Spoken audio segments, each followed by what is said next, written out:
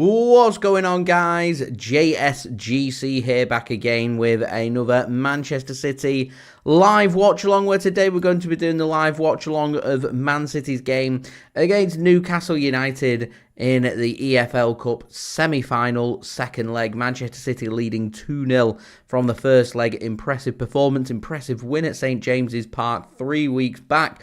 And now we've got another 90 minutes to see out here to try and secure our place in the League Cup final and also set up a date at Wembley, where we'll be taking on Arsenal after they secured their place in the final with a 0-0 draw at home against Chelsea yesterday, winning that tie over two legs by 3-2. Man City leading here by 2-0 in this tie against Newcastle, and just need to try and be careful about Newcastle overcommitting, attacking, pressing, getting forward and causing Man City problems. I would treat this as I would treat any other 2-0 first leg win. Got to treat it like it's 0-0. So we've got to be looking to try and do what we would normally do in a game, which is try and score the opening goal. If we get the opening goal, continue and try and build on that and see if we can get that all-important 2-goal cushion. If Man City can score first and get that killer 2-goal cushion, that will give us a 4-goal aggregate lead. And I think that'll be enough to send us to Wembley for this tie. So that's what we're aiming to try and do and secure tonight, hopefully. Fingers crossed, Manchester City can secure that and make it happen. And it'd be nice to have another game at Wembley. It'd be nice to see if we can pick up our first piece of major silverware of the season and see if we can go, another season of picking up trophies. Last season was a trophyless season in terms of major honours for Man City. We don't want to do that again. So this is obviously the first bit of major piece of silverware that's on offer. And we want to win it. So we're in a good position. We just need to kill it off. Get this tie done is what we need to do today. Newcastle, they'll be thinking if they can score first, it halves the deficit, and City are second-guessing themselves. So that's what we've got to try and be wary of in this game between us and Newcastle. Newcastle can score that opening goal, then well in on this tie, and all of a sudden this becomes a very interesting tie and a very interesting match, and we don't want that today. I saw a tweet out before about that someone said they'd take a boring 0-0 draw like Arsenal. Arsenal have been getting criticised about their performance and how boring they were yesterday. Managed to, just firm it up and sit real deep and control and basically just get the job done. Get it to 0-0 by full time and through they go. I just thought Arsenal didn't 0-0 it. They won, didn't they? They won 1-0. Kai Havertz scored last kick of the game, of course. So that game finished 4-2 on aggregate to Arsenal. So something similar from City will do. I'd take, if this got to the 93rd, 94th minute and this game's 0-0, that means Man City are more than likely going through. And if you was to offer that to me right now, might sound quite negative, but I'd take that. Yeah, we're always looking to win games, but this game isn't about winning or losing. This game is about making sure that we do what's needed for us to go through. And for us to go through, any win, any draw, a loss by 1 will send Man City through today. Newcastle win by 2 goals, then this game will go to extra time, and if it's still a 2-goal Newcastle lead, then the game will go to penalties. If Newcastle win by 3 goals or more, then Newcastle will go through to the final of the League Cup, and they will face Arsenal in a few weeks' time. I think it's 22nd, of March is the date of the final that's taking place. So as I said, hopefully Man City can get the job done. So guys, before I do have a look at the teams for today's game, do make sure, like always, that you are enjoying the content. So please do leave a thumbs up. That would be much appreciated. If we can get to 100 likes, that would be absolutely brilliant. We're doing well on the likes, 70 likes away, so any help towards that, guys, would be much appreciated. Also, don't forget as well to subscribe if you're new around here. It is free to subscribe, and also don't forget as well to get your thoughts in the live chat. Much appreciated, everybody. Welcome. Thank you for tuning in. I will say hello to everybody in just 1 minute. Also, don't forget as well, if you want to go check out my social media links, you can. They're in the description. Also, you can obviously see the handles on the yellow banner too. If you want to go and check out my social media, that'd be great. Email also in the description as well if you want to hit me up for any sponsorships for any videos or any general business inquiries. And finally, polling on the chat. Who do you think goes through today to the final? Who's going to be playing at Wembley Stadium? And it's always a great honour to be playing at Wembley Stadium. At the moment, 100% of you guys think that Man City are going to go through to the League Cup final to set up a date with Arsenal towards the end of March at Wembley Stadium. So, to the chat, Mawaka, welcome. Thank you for tuning in. Much appreciated. Abibash, welcome. Thank you for tuning in as well. Says, we got to go with Man City.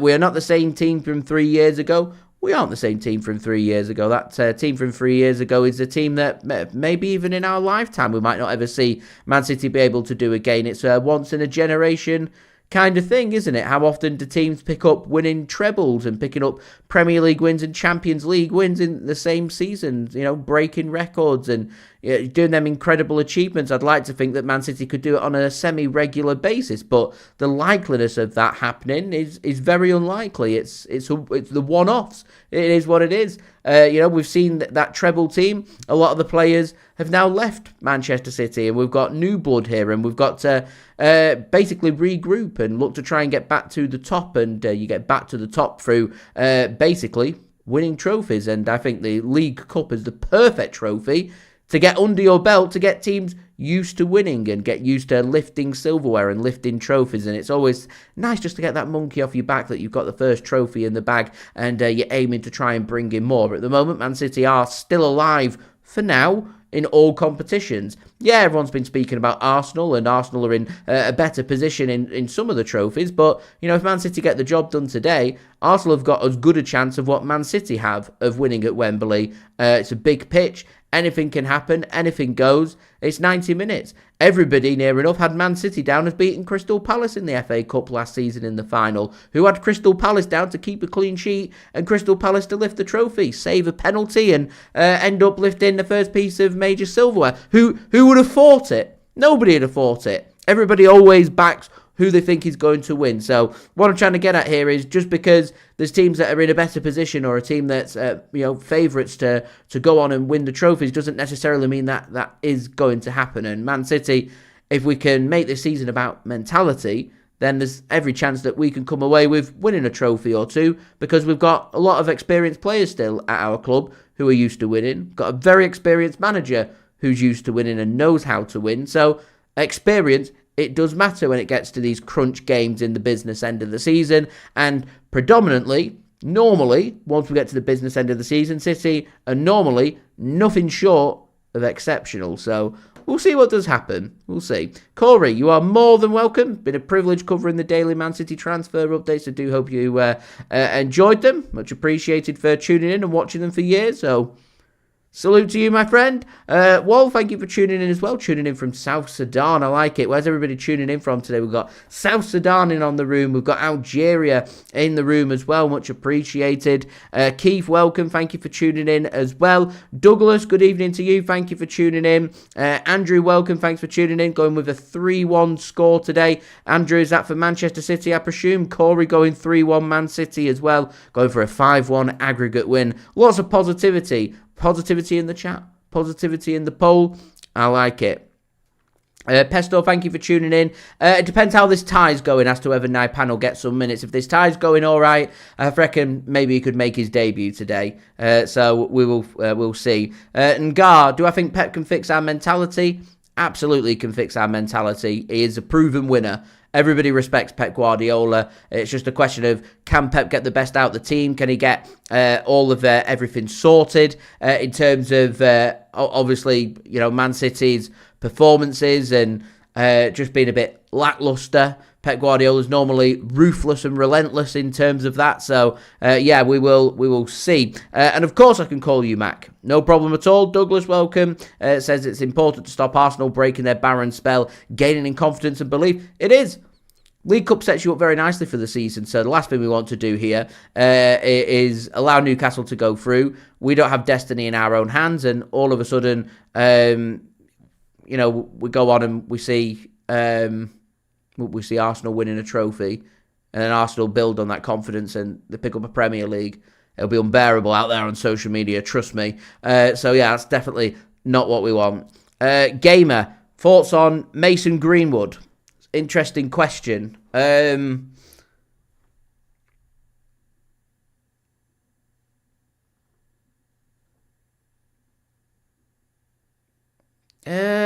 are you on about like from a footballing ability, or are you just on about that everyone's always like going at Mason Greenwood? If you're on about footballing ability, I think he's pretty mediocre, and people keep saying bring him back to the Premier League, but I actually don't think he's of Premier League standard, if I'm being honest with you. Trying to be like as unbiased as possible, I was never impressed with him at Manchester United. Seems to have done all right in France, but I just don't think he's of good Premier League standard. So, from a football professional point of view, that's my opinion on Mason Greenwood. So yeah, Richard, welcome. Thanks for tuning in from sunny Spain. Oh man, 3-1 Man City, he says, sending the Geordies home on a grumpy bus ride. Fancy a couple from Marmouche, one from Ait-Nouri Rocket, top corner from Rayan. We like that from our AFCON boys, making things happen. I'll take that every day of the week, and I'm happy to send the Geordies back on the bus, back up north. Unhappy for today. I'm hoping that is going to be the thing, and I hope you enjoyed sunny Spain. Whereabouts in sunny Spain? Ah, man. Right. Anyway, guys, let's have a look at the team for today's game. Firstly, we'll start off with our opponents, Newcastle United, and their lineup surprised me, actually. I thought they'd have gone kitchen sink, all guns blazing, 5-6 attackers starting. They need goals. They need to score first. They need to get City under pressure and on the back foot within the first 10 or 15 minutes of this game. Newcastle need a goal, and they need one quick to get back in this match. So I'll go through the team and I'll give my thoughts on this, actually, because I think it's interesting. Ramsdale starts in goal. Looks like they go with a 3-4-3 formation. So Theo, Botman and Burns starting as their back three. It's going to be Lewis Hall on one side and Kieran Trippier on the other. So that's their back five, or back three if they want Lewis Hall and Kieran Trippier to push further forward. Tonali and Ramsey starting as a midfield two, and then it's a front three made up of Willock, Gordon and Walter Mardy. On the bench, though, this is, for me, where some big calls have been made. Nick Pope on the bench, Johan Wisser on the bench, Harvey Barnes, William Osula, Anthony Elanga, Jacob Murphy, Alex Murphy, Leo Shahar, Sean Neve. Some strong players on there that you would have thought that if, Newcastle need goals, surely you find a way here to go with the extra striker, and you just got to push everybody forward and hope that something sticks. If it doesn't stick and they find themselves 2 or 3 goals down at half-time, then they can't, leave the Etihad Stadium and say they haven't, shaken it up and tried. And ultimately what's cost them dear has been the bad defeat at St. James's Park that's put them in a perilous position. Whereas they've gone a little more restrained, almost like Chelsea did yesterday, which is just trying to keep things tight, compact, treating it like it's 0-0 in the hope that something can stick, and then Man City's heads are going to drop and they can continue to build on it.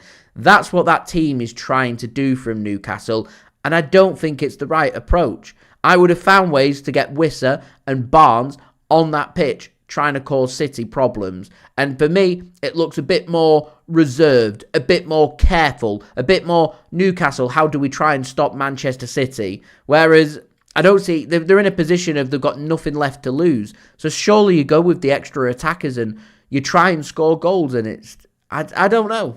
I think if I was a Newcastle fan, I'd be pretty upset with that starting 11, if I'm being completely honest, because Man City have got an abundance of quality, and there's nothing stopping Man City just picking Newcastle off and scoring a goal or two inside the first half and killing this tie off. So I don't know.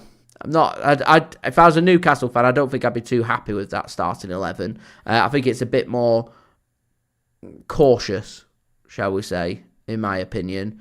So yeah.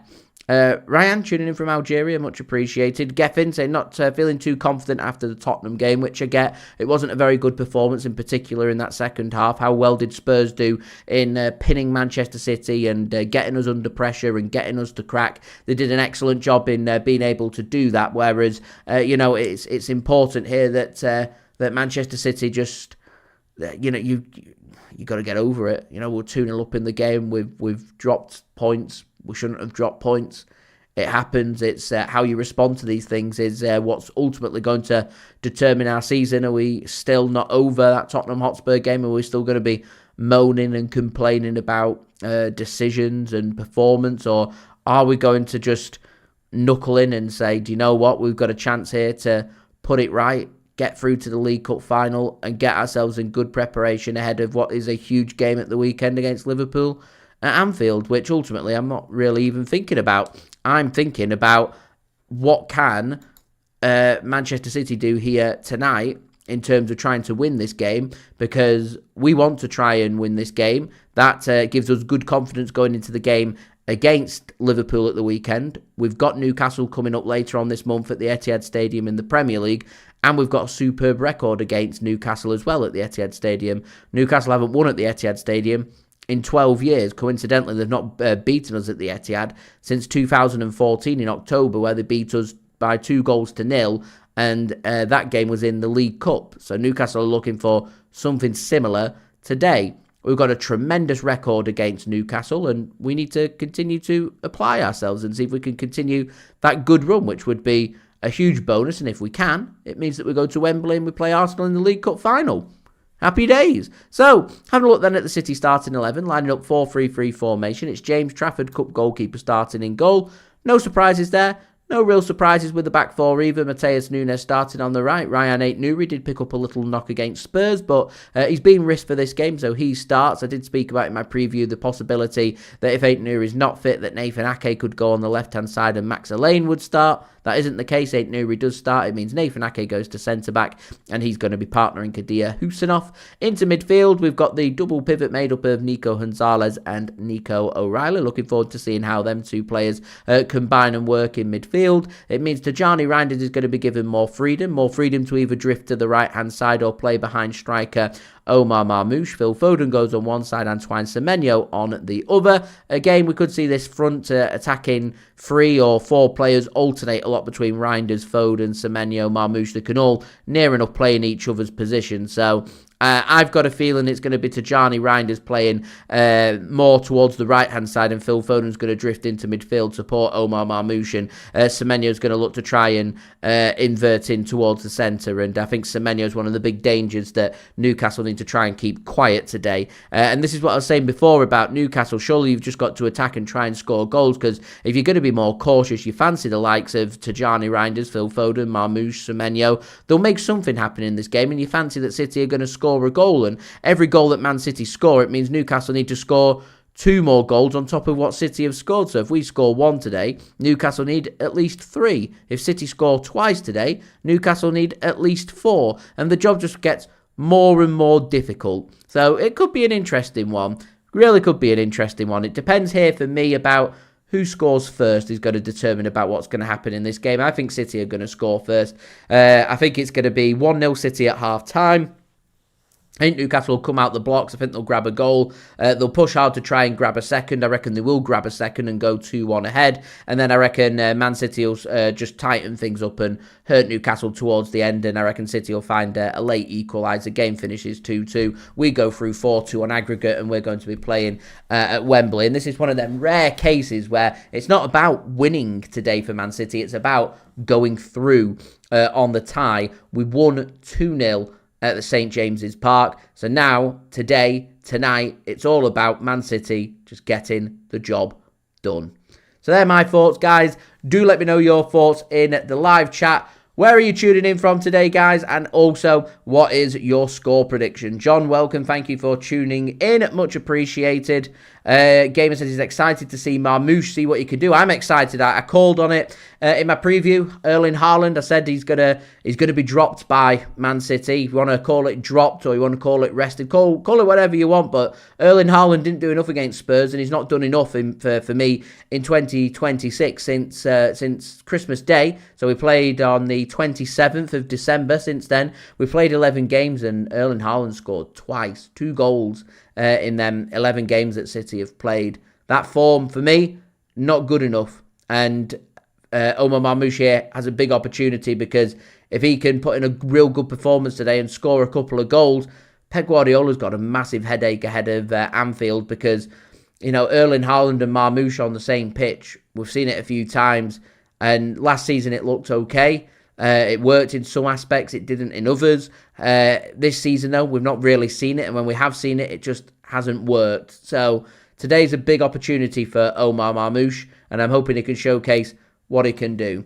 Andrew, glad to hear you're okay. Tito, welcome. Thank you for tuning in. Says cheering here from work. I like it. Much appreciated. Nice safe game. Get City back on track. I'll take that every day of the week. John, nice and positive, going with a 3-2 Man City win today as well. Much appreciated. Right, we're going to have kickoff very soon. So, guys, don't forget, if you are enjoying the content, then do subscribe to my channel. It is free to subscribe. We're on that push now to 50,000 subscribers, less than 1,600 subs away. So any help towards that would be much appreciated. Do get your thoughts as well in the live chat, including your score and team prediction for this match. Don't forget as well to leave a thumbs up. We're aiming for 100 likes. We're nearly on to 50 likes. We're just one like away. So any help towards that would be much appreciated. And also don't forget as well to go check out my social media links, which you can find in the description or on the yellow banner. If you want to go and follow me on my X, Instagram and TikTok. Email also in the description too if you want to hit me up for any sponsorship for any videos or any general business inquiries. Richard said, sunny Spain here, found a nice quiet corner in the bar, streaming your stream on my phone whilst watching the game on the big screen. Happy days. Happy days. Thank you very much, Umed. Much appreciated as the players are making their way into the tunnel ready for today's game.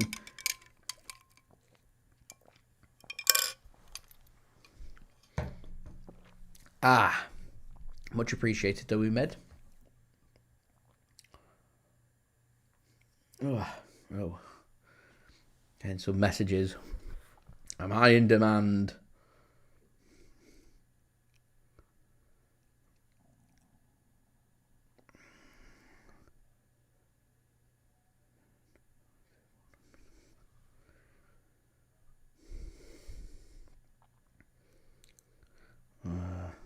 There we go.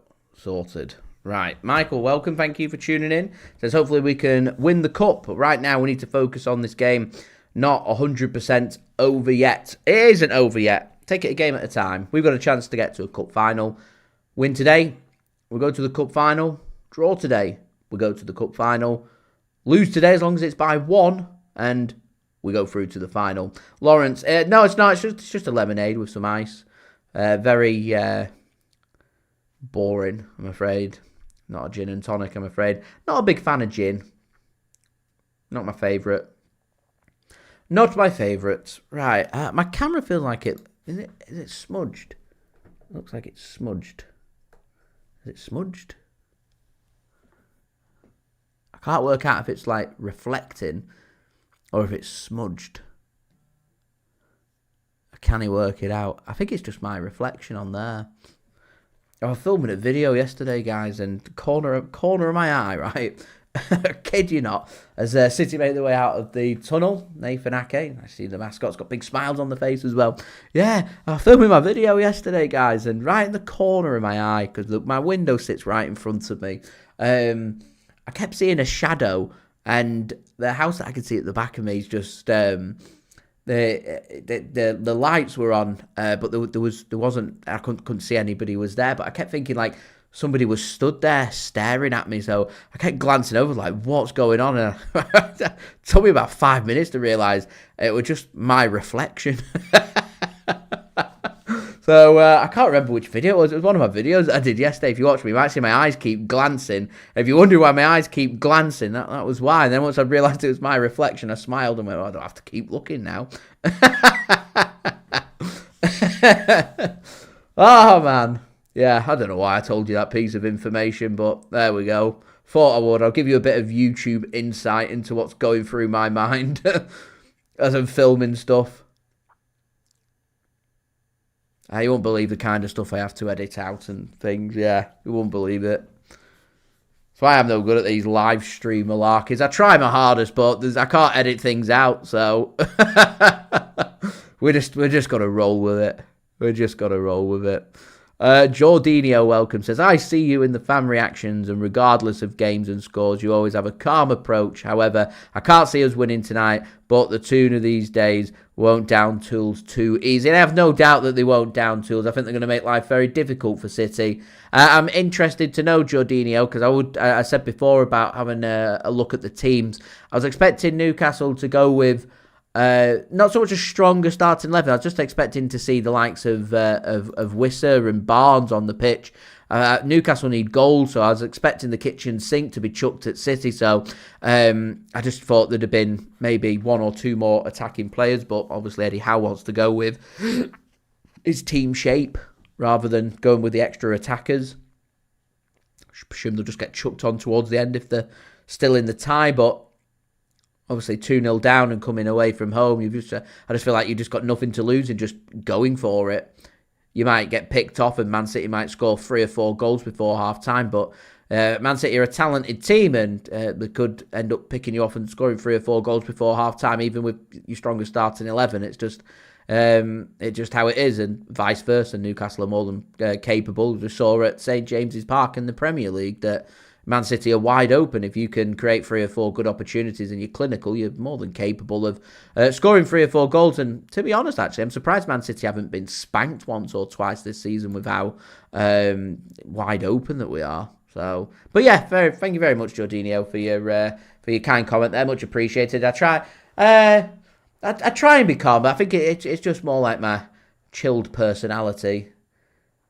There will be a game or two that will get under my skin where I'll get more annoyed and you'll get more of like me just rambling and harping on about nothing in particular, a load of nonsense. But for the most part, just cool and collected. That's what we go for.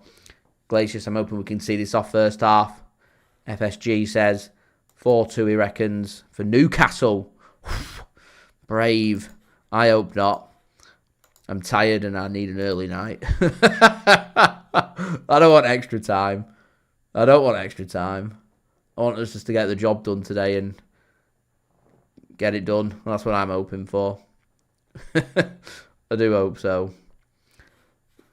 Jordinho says, shot not to see Barnes either. However, there must be something he's seen in training. So, yeah. He'll have been working on something. There'll be something that will have been worked on. There's Trafford. Takes a heavy touch there. O'Reilly manages to ease City's danger. And here's where Newcastle's problems are, because they do look to try and play the higher line, trying to force City onto the back foot. It does mean Marmoush has got the opportunity as he has a shot that's blocked. Reminds me, actually, guys, I do have some rules here on the live stream. No spoiling it for others, including spoiling it for me as well, because I am watching on Now TV. So for you guys that are unaware, Now TV is an online broadcasting streaming stick, and not a dodgy box, it's a Now TV stick, perfectly legal, okay?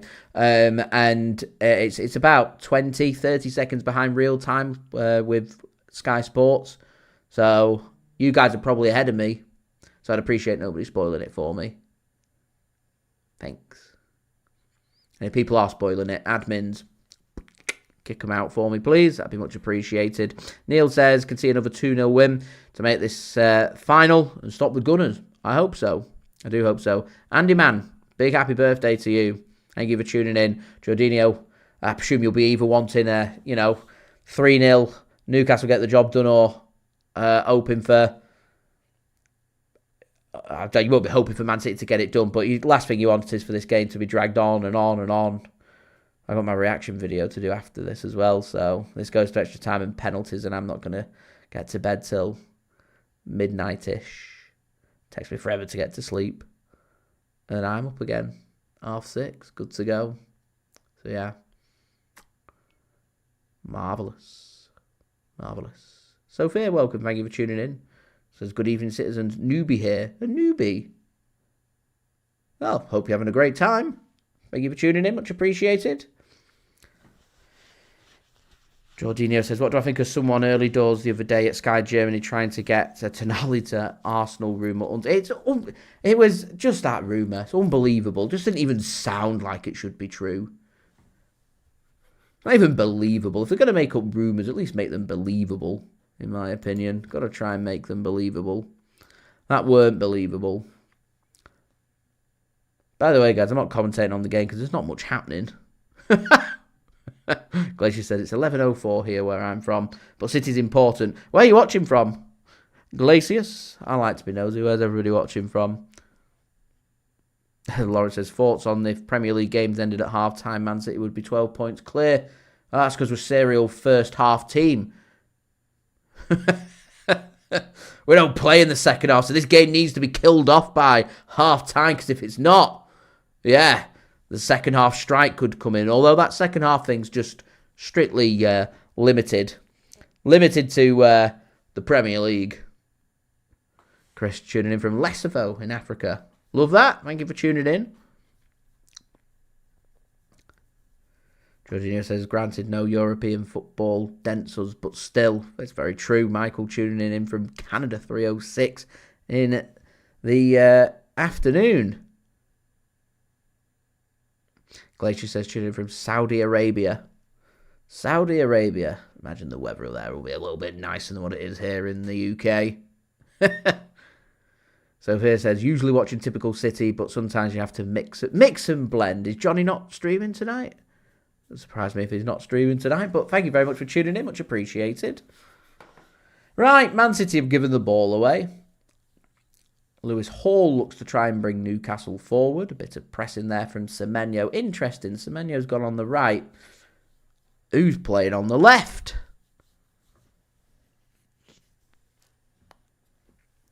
Oh.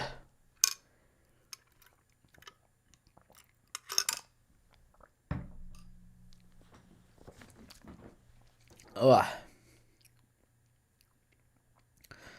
It's a bit of an odd shape that Man City do to their team. Rayan Ait-Nouri's gone on to the left. So, on the ball, what City have got at the minute, it's like a back two.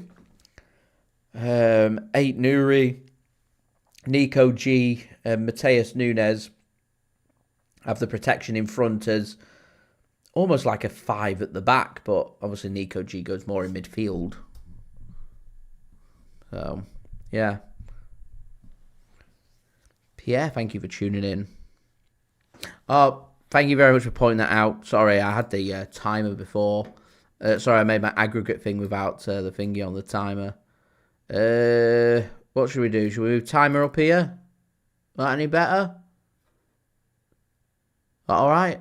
That good? Yay? Nay? Don't just switch it round? Let me know. We'll go with that. Why not? Thank you for pointing that out. Much appreciated. Sorry, my camera completely blocks all my streaming things. So I can't see a lot of the stuff that's in front of me because the camera's directly right in front of the screen. Maybe I should have be better organised, but I don't really have any more room other than where the camera can be. And Marmouche is in. Marmouche is in. Marmouche is in. And Marmouche scores. I spoke about his importance. I said that Erling Haaland's under pressure because obviously the 2 goals in the last 11 games for Man City, Marmouche could put in an impressive performance, score goals and make things happen, and all of a sudden Pep's got a headache to think about ahead of Anfield. And there's a headache ahead of Anfield. Marmouche giving Man City the lead. Bit of a scruffy goal. Marmouche will take it anyway. He'll do a little knee slide.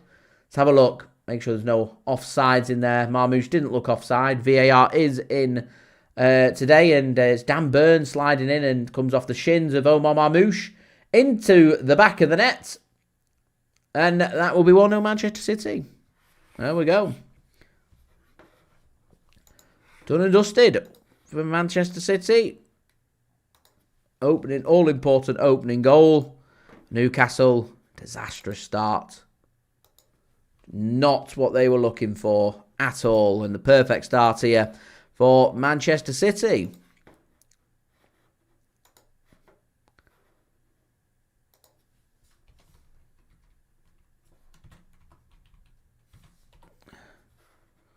Right, there we go. I'm to multitask.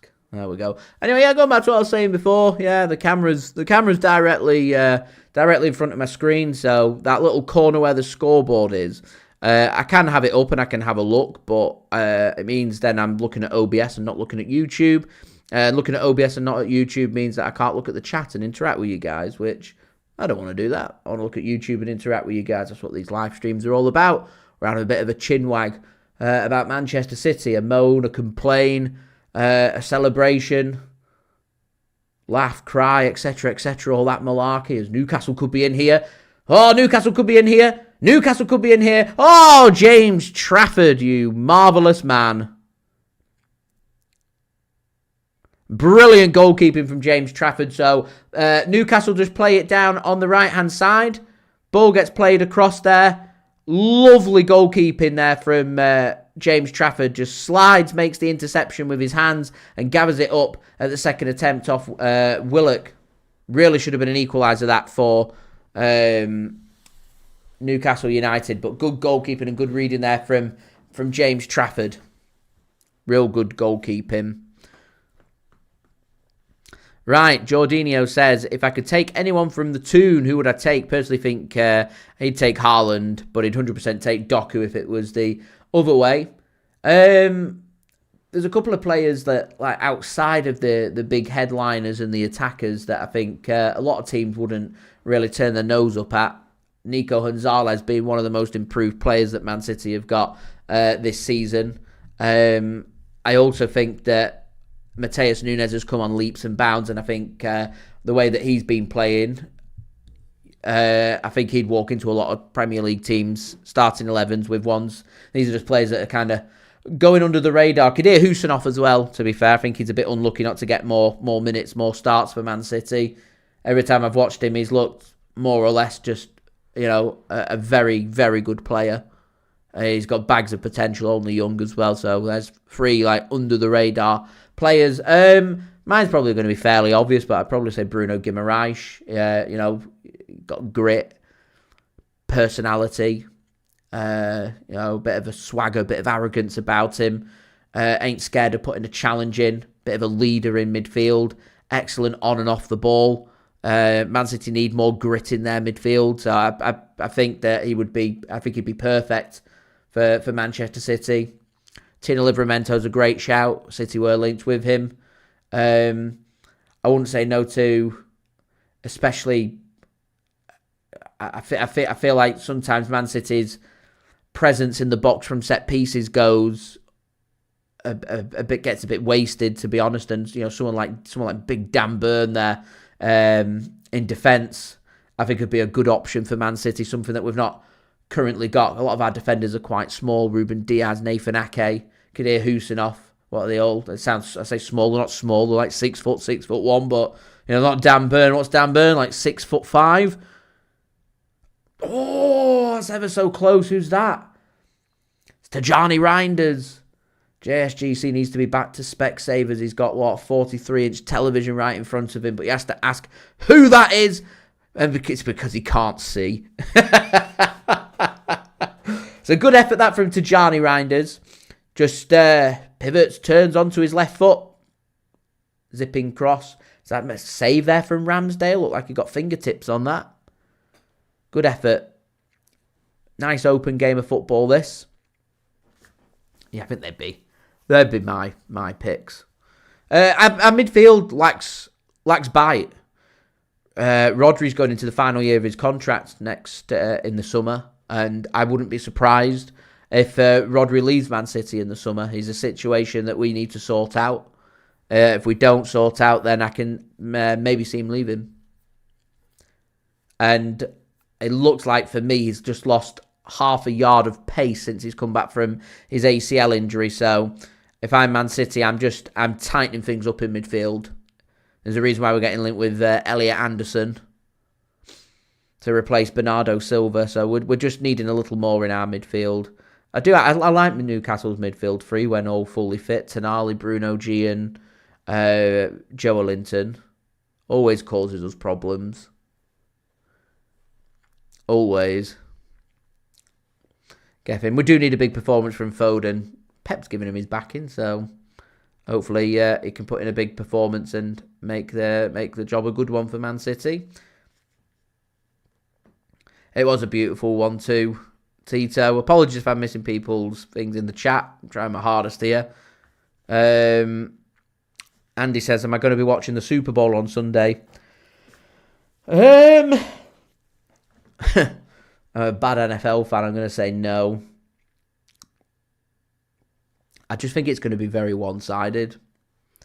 I don't see anything other than Seattle winning the game. And I'm delighted to see Seattle in the Super Bowl. I am delighted to see that. New England Patriots are boring. Been loads of Super Bowls. Obviously, transitioning themselves and having a great season defensively, and Drake May's done a great job with them. But I think it's going to be a one-sided Super Bowl, and I'm not feeling it. So, no. Unfortunately not. I'm hoping to watch it on demand if I can stay away from social media till I've finished work. Penciling that I'm going to finish at 3:30. So if I can stay off social media till about 6 p.m, which, considering I'm working most of the day, is not impossible for me to do, then I hope so. I hope I'll be able to watch it. It'll just be later than everybody else. But we'll see. If I miss it, I miss it. As I said, I'm expecting it to be one-sided. Now, the free kick's been given against Foden there, so it's a good challenge from Foden. He wins the ball. I'm not a big fan of this.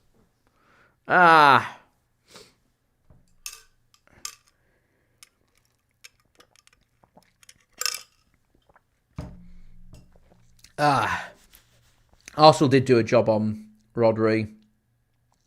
I mean, Foden's trying to keep his studs down. Let's see if he keeps his feet pointed down here, Foden. He slides in. Okay, I'll give the referee the benefit of the doubt. Foden doesn't keep his studs. He doesn't point them down. If Foden pointed his studs down, I would have said that shouldn't have been a free kick. He doesn't point his studs up. He just leaves his foot in a natural position and it makes contact with the player. He gives a free kick. I get that he's given a free kick, and I get that referee's not giving it a yellow card because he's not done the stamping motion. So it's not deemed as being a dangerous challenge, just a small follow through there from Phil Foden. I'm drinking Jamal's lemonade. Very uninspiring. Peter, I hope Foden can score today. John, looking forward to the Winter World Cup. The Winter Olympics.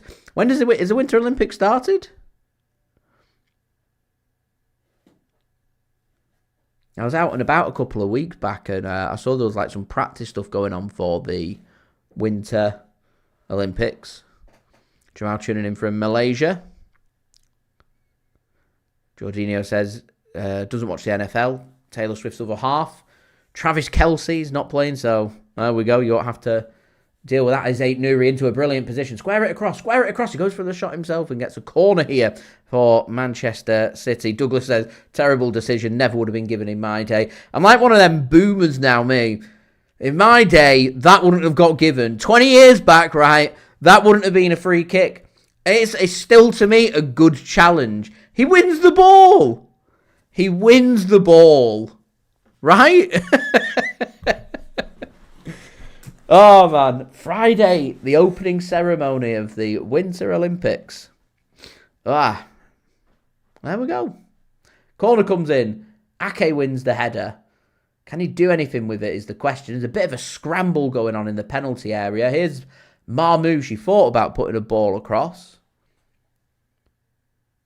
He doesn't. Goes to the edge of the penalty area. Foden moves it to Tijjani Reijnders. He wanted to put his foot through it, but he chooses not to. Maybe wisely.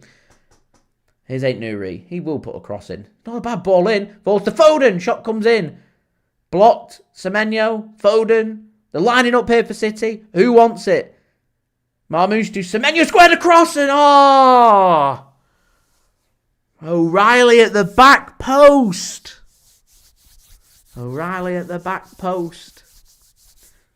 Douglas, I'm a boomer as well now. Back in my day, right? Weren't a free kick 20 years ago. It was not a free kick. And it shouldn't be a free kick. He gets the ball. He gets the ball. It's a beautiful ball across from Semenyo. O'Reilly's there. Can't get there. Too much pace. Too much pace. Couldn't quite get there. Lawrence says, what's my day job? I just deal with data and spreadsheets. Yeah. I work from home though, so it's all good. Get to do my YouTube videos during my breaks and at lunch and stuff. That's how I've been doing my transfer updates on my lunch break and things. So good from that point of view, making content. Ooh, and I get flexible working. So I do normally have an early finish on a Friday. Weekend starts now and all that. I mean for Friday. Weekend doesn't start now. Not yet. Got another, what have we got? Day and a half. City are doing well here. Newcastle are leaving a lot of space for City. They've had chances here to kill this off. And they haven't. As Tito said, you've got to put this to bed. Got to put this to bed. They haven't. Hopefully they can.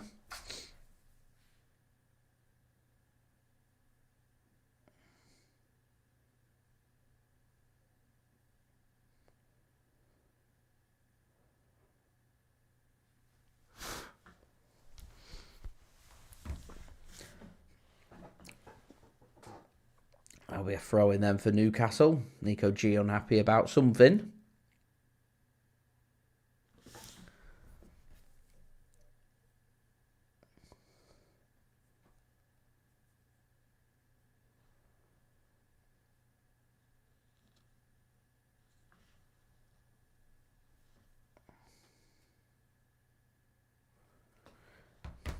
Geffin says, how's my...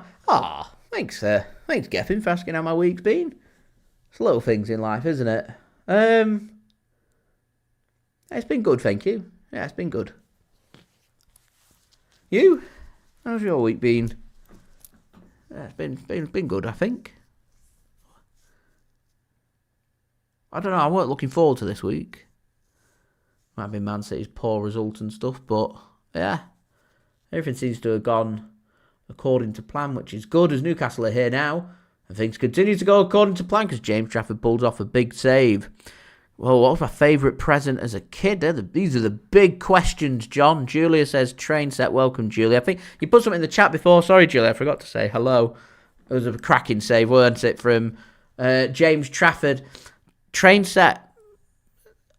Hornby train set. A good way to go. I like the scale. That tricks me. Robot Wars, if people remember that. Robot Wars. You used to get like little minifigures. You remember the little minifigures you used to get like the WWF at the time it was? Wrestling ring. And all the figurines and stuff. They were decent as well. Now WWE, of course, rather than WWF. Ooh. Got to be a free kick for Man City now. Doesn't matter, Trafford collects it. Yeah, lots of decent Christmas presents. I feel like Christmas presents now have just got like ridiculously expensive. There used to be a time where you could pick up like, when I was a child anyway, you could pick up, I mean, you could probably get 5 or 6 really high quality toys and gifts for £150, £200. I feel like £150, £200 don't really touch the sides these days, does it? You know, price of like a PlayStation now. How much are PlayStation 5s? What are they, like £400, £500? What they called the Nintendo Switches? Couldn't believe the price of them. Couldn't believe it. Like £400. What's going on? It's expensive. It's probably why the stadium's got quite a lot of empty seats. People are still probably still paying for the Christmas presents. It's expensive. Absolutely expensive. Crazy numbers, guys. Crazy numbers. Oh. Do you know, Panda, thanks for tuning in. I'd love to say that it was a good goal. It was as scrappy as they come. A block from Marmouche to score the goal. But we'll take it. John, you asked about Bond, my favourite Bond. I like Daniel Craig. I never really watched too much Bond, but I did watch Daniel Craig's films, and I enjoyed Spectre.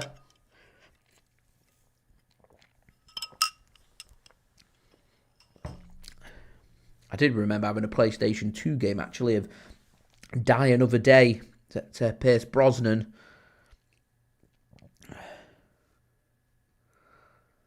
Here's Newcastle coming forward. Tonali gives the ball to Hall.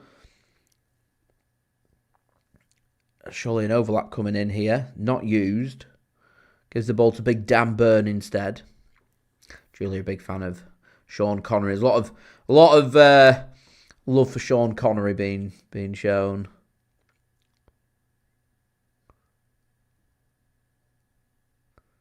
I'm a big James Bond fan, so as I said, I enjoyed the Daniel Craig films, but yeah, Mick Sid, my brother, does my halftime entertainment.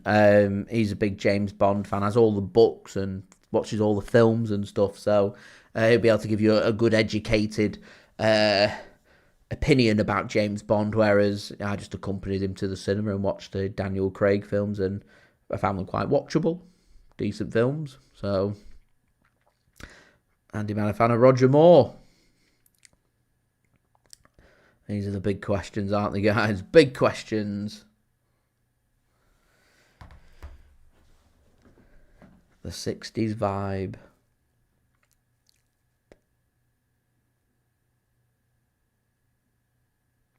They say, what do I think of on here? The 60s.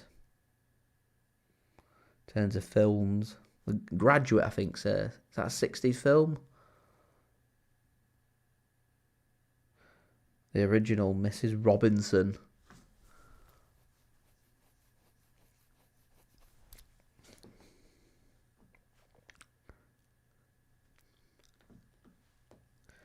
Here's O'Reilly for Manchester City. Played long, cut off by Newcastle. City getting pressed. There is opportunities there for Newcastle.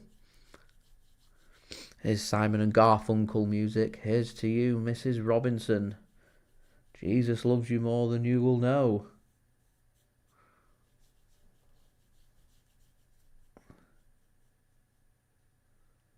Here's to you, Mrs. Robinson. It's a great song.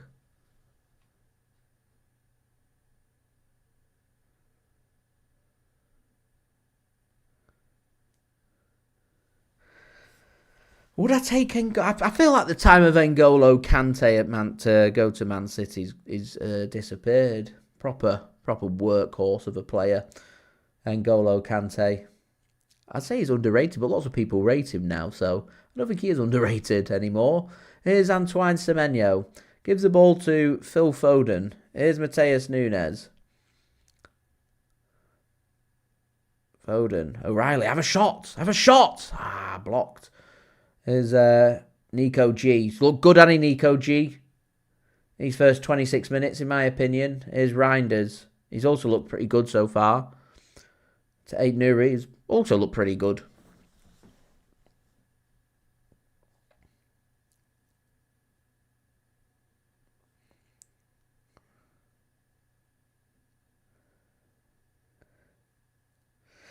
City, of course, had Here's to you, Mrs. Robinson chant with Here's to you, Vincent Kompany. City love you more than you will know. And we've had more rumours coming out from the press today about Pep Guardiola and his future. And it's got to take the yellow card there, Matheus Nunes. Yeah, it's got to take the yellow card. Free kicked as well.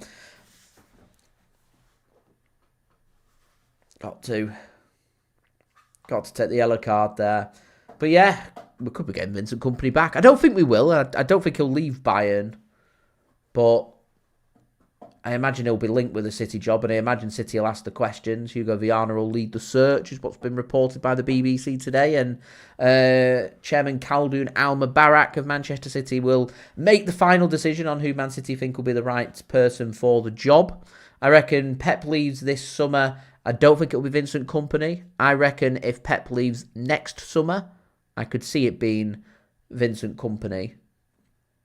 I just don't think Vincent Kompany will feel like it's his time to leave Bayern Munich just yet. But we'll see. Restless, thank you very much. And big up the chat as well. Fully enjoyed today's chats. Jorginho I enjoy all my chats, by the way, but I've enjoyed today as well. Jordinio says, Queen was asked about doing the soundtrack for Octopussy, but apparently Freddie Mercury didn't like the idea of doing a Bond soundtrack. There we go. I'm fascinated by Bohemian Rhapsody, the film. If you guys haven't seen it, it's an Oscar-winning film, I believe. Brilliant film. Gives you a real good insight into Queen and life of Freddie Mercury. A live performance at Live Aid. Wow. Kieran Trippier. Free kick saved by James Trafford. Gets a shot on target. And another good save for James Trafford. Newcastle having their opportunities here. Newcastle having their opportunities. Here's Tijjani Reijnders then. City have got space to work with. I feel like this game would have been perfect for Doku. It's a shame he's injured. He'd have been perfect for today's game. Here's Semenyo. Can City finally kill it off? Marmouche. There's the brace for Omar Marmouche. And it's 2-0. Manchester City just picking off Newcastle here. Man City now nearly have 2 feet through the front door into Wembley for the League Cup final, where it will be Arsenal that City take on if they can get the job done here. Newcastle now needing 4 goals to go through, and still a good hour or so left of this game. City just hurt Newcastle on the counter. Newcastle haven't got the pace at the back. Tijjani Reijnders finds Antoine Semenyo. He looks onside. It's Trippier's knee, keeping him onside. Marmouche is definitely onside. Trippier gets his foot onto it, just couldn't get it over the top of the crossbar, and back post. Marmouche makes it 2-0 Manchester City. And now Omar Marmouche is giving Erling Haaland something to think about on the bench, and Pep Guardiola something to think about on the bench as well. Scintillating stuff for Manchester City.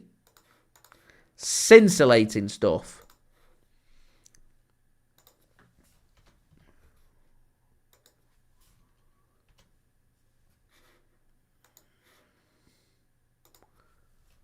And I'd look to kill us off at half-time, me. Jordan says it's bedtime yet. Nearly, my friend. I just want to see City score one more goal. Richard says he's just looking for a Rayan in the top corner and a late consolation to make his prediction correct. Hope you're enjoying the bar in Spain, by the way. So if they're happy with that, here's Newcastle with a through ball. There is Abdukodir Khusanov mopping up for Manchester City. And here's James Trafford. Looked good for Man City so far. He plays a good pass there under pressure to Phil Foden as well. Panda, I hope he doesn't bench Marmouche. Marmouche has got 2 goals. So, yeah.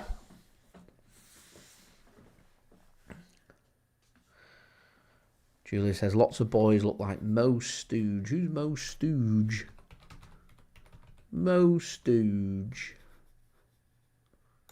In terms of the hair. Oh yeah, it's like a bowl cut, isn't it? There we go, confirmation of the onside as well. Was onside, perfectly onside. So guys, don't forget, leave a thumbs up. We're now just 28 likes away from 100. Any help towards that would be great. And do subscribe as well if you're new around here. It is free to subscribe. I just want Man City to keep scoring goals. Here's Semenyo. Semenyo leaves it free.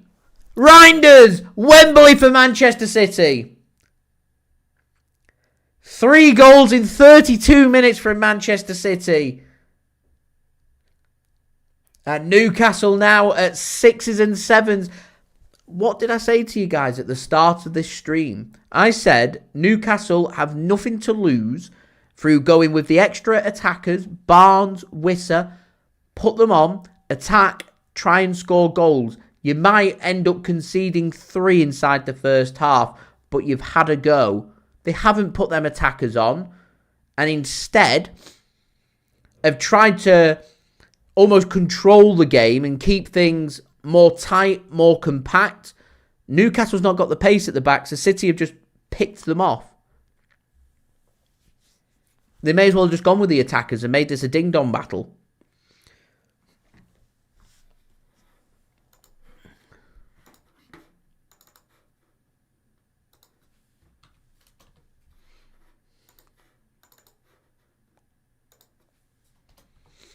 Oh, and son. 5-0 up. 5-0 up. Jorginho says, not been in a stream with as many adverts.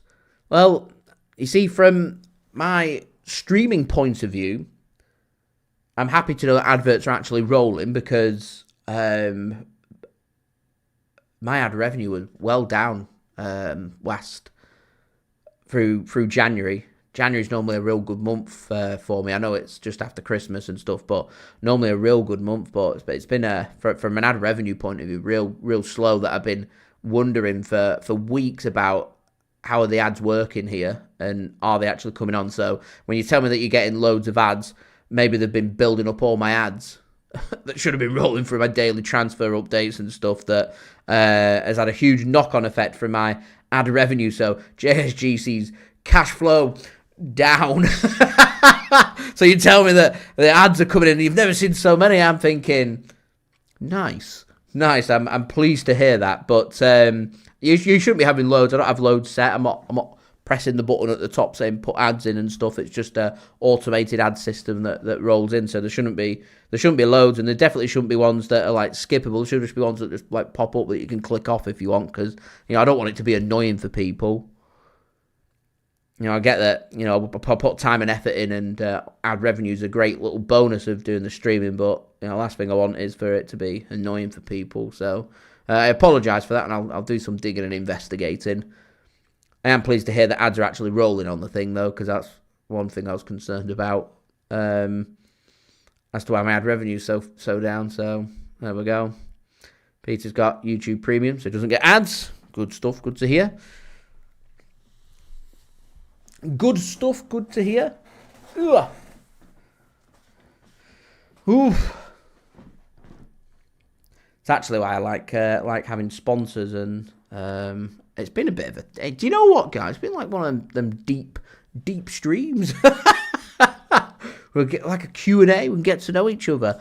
I rely on the sponsors and stuff, and you see from the stream, there's no sponsors, and so it's difficult. It's difficult. Obviously, I had SofaScore, and SofaScore didn't want to work with me anymore. So, yeah. Had a few good sponsors, actually, that don't work with me anymore. And,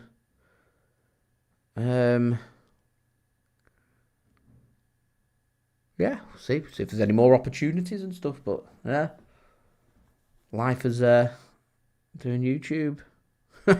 Is what it is. And I'll show you guys some stuff. Like this.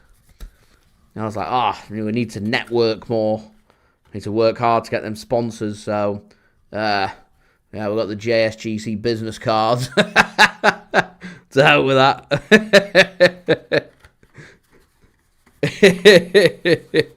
Oh, man. Geffin says we're officially on Chapter 1, Season 12. For Tijjani Reijnders. I get the criticism that Tijjani Reijnders has had, but I always say with any new signing, give him 2 full seasons. I've actually seen a lot of promise from Tijjani Reijnders this season that I'm confident that in the next season or two he'll build on that, and I still think he's a brilliant signing. There's a real good central midfielder there. So, yeah. Richard says, really enjoying the bar now. Drinks going down as quick as goals are going in. And some very miserable Geordie. That's what we like to hear. That is what we like to hear.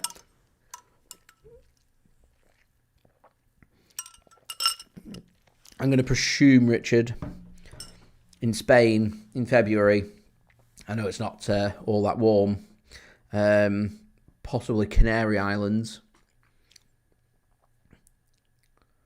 So good save that from Ramsdale, which I think's hit him in the gentleman parts.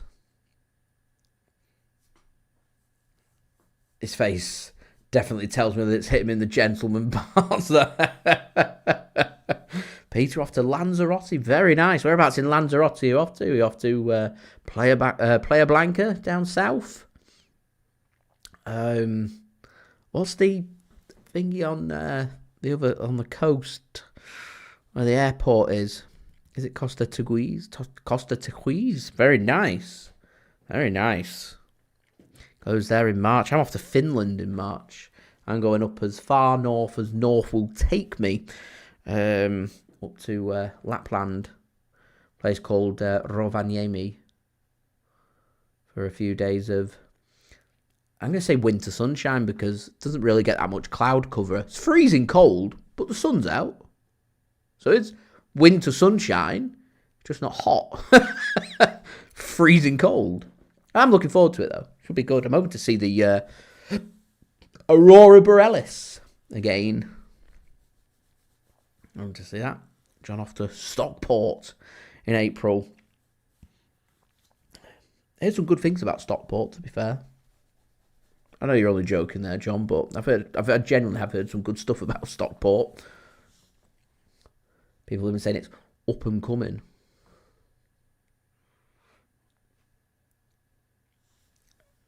So it sounds like a typical day in Manny.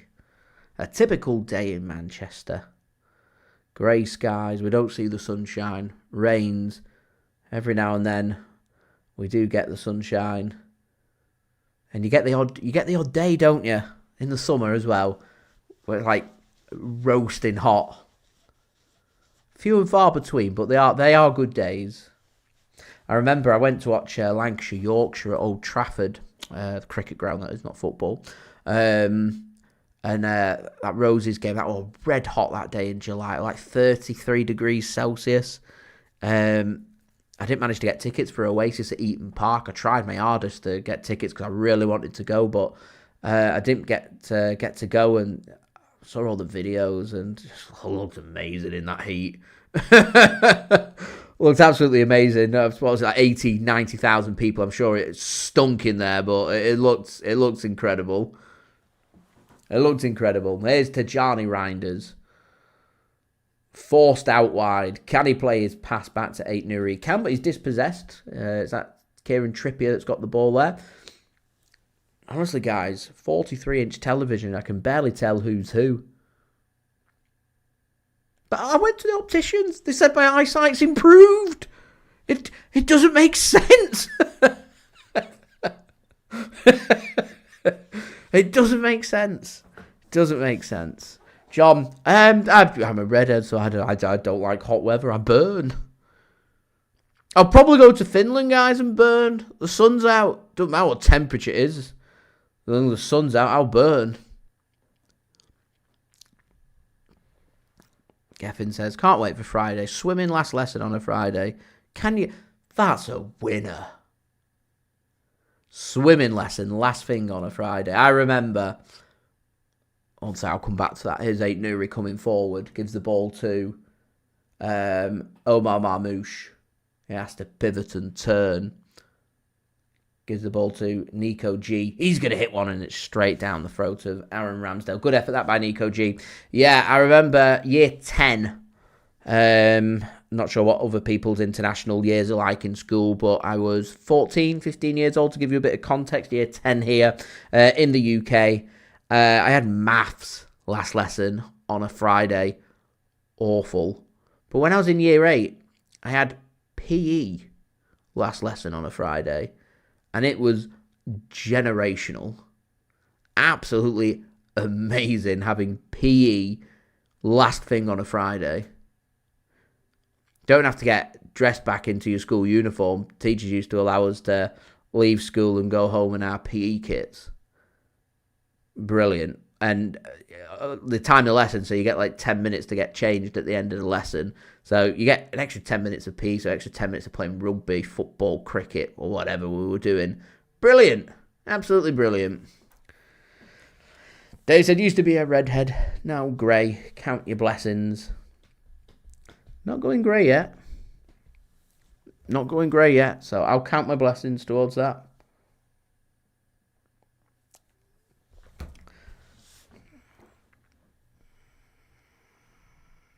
John always had an eternal ear infection. We had some weird PE stuff. Crab football. What's going on with crab football?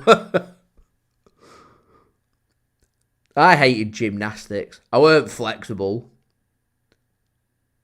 I was like, I'm fat. I ain't flexing. Put me in like prop forward in rugby though. JSGC takes some stopping. So, yeah.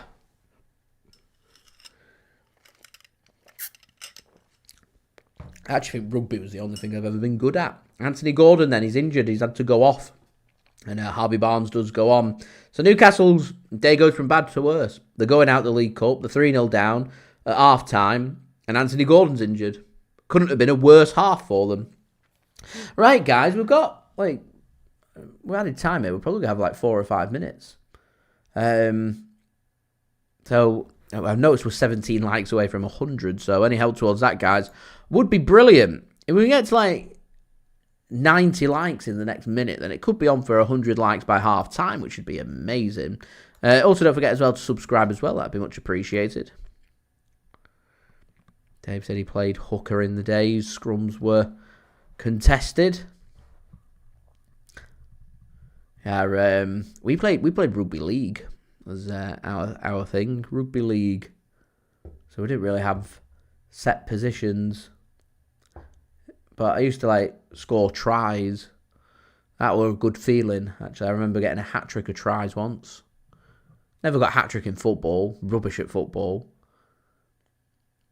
I rely on my presenting skills and my learning and knowledge of football to help me get through, because I'm just not a very good football player. So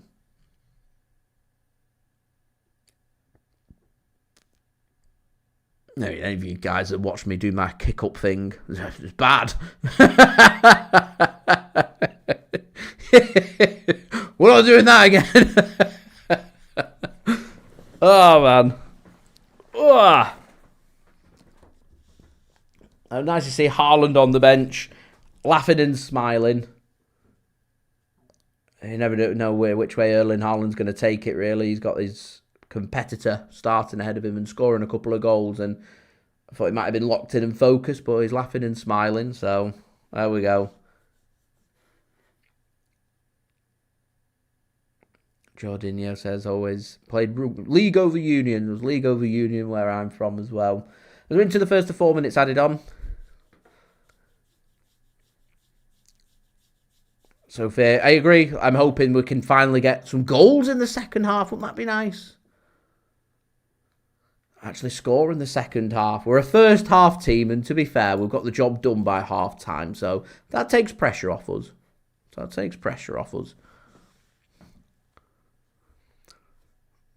Jorginho says, so I was that unpopular kid, but when they needed a goalkeeper in PE, I climbed the ranks rapidly. Good at goalkeeping then, it's always a bonus. I can't even be a goalkeeper either. That's rubbish at football.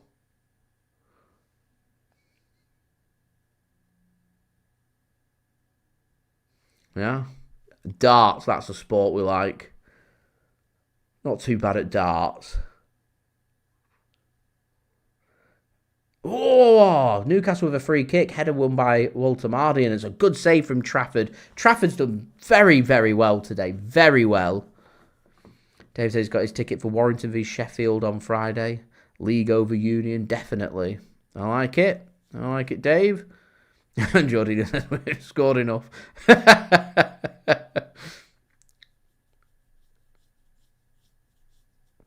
Steve, thanks for tuning in.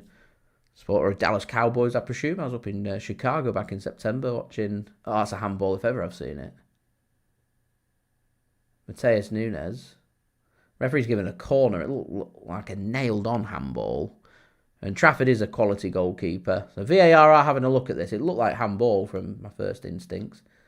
That's a difficult one. So it does hit his hand, and his hand is up, but Matheus Nunes, instead of keeping it out, brings it in towards his body, so his hand's here. So it comes in and he does this, and as his hand's here, it hits his arm. So the question is it in an unnatural position? And I could argue that it is in an unnatural position, but he is bringing it back to... Yeah, so the referee's not giving a penalty, and I can understand why, because he's bringing it back to his body. So, definitely touched his arm. 100%. John said he was good at rounders. I weren't too... Is it softball? Don't know what that's all about either. Softball. I weren't too bad at that. So, a corner here for Newcastle. Last chance of this half for them. Trafford came to collect the ball. He ends up spilling it under pressure, but gets a free kick. So that should be the clean sheet intact for Manchester City. I'm not too sure, Julia, how he got his black eye to Tijjani Reijnders. I wonder if he's been out in the bars fighting. Telling his teammates, I've got a black eye, but I left the guy that I was fighting with 2. Maybe stuff like that. I'm only speculating. I'm only having a laugh. I'm sure that's not the case. There'll be a reason. I don't know why he's got a black eye, but he has a black eye. Right, there's the 4 minutes up. Just at the referee's discretion now to blow the half-time whistle. Richard said it would be brilliant if we could maintain the standard so far right the way through to the final whistle. It would be good to keep that standard up, and it'd be good to go out and score 5 or 6 goals as the half-time whistle does go. So there we go, guys, half-time. Dare I suggest that's Manchester City going through to the final? I mean, how on earth are Newcastle going to score 5 goals against Man City in one half is the question. Yeah. Good performance from Man City so far. So let's have a look at the statistics. At the moment, it's just been very much one-way traffic. And Manchester City leading by 3-0. Brace for Omar Marmoush scoring on 7 minutes, 29 minutes. And Tijjani Reijnders wrapping things up on 32 minutes means City lead by 3-0. City dominating the statistics, won't come as any surprise. 61% possession compared with 39% possession for Newcastle.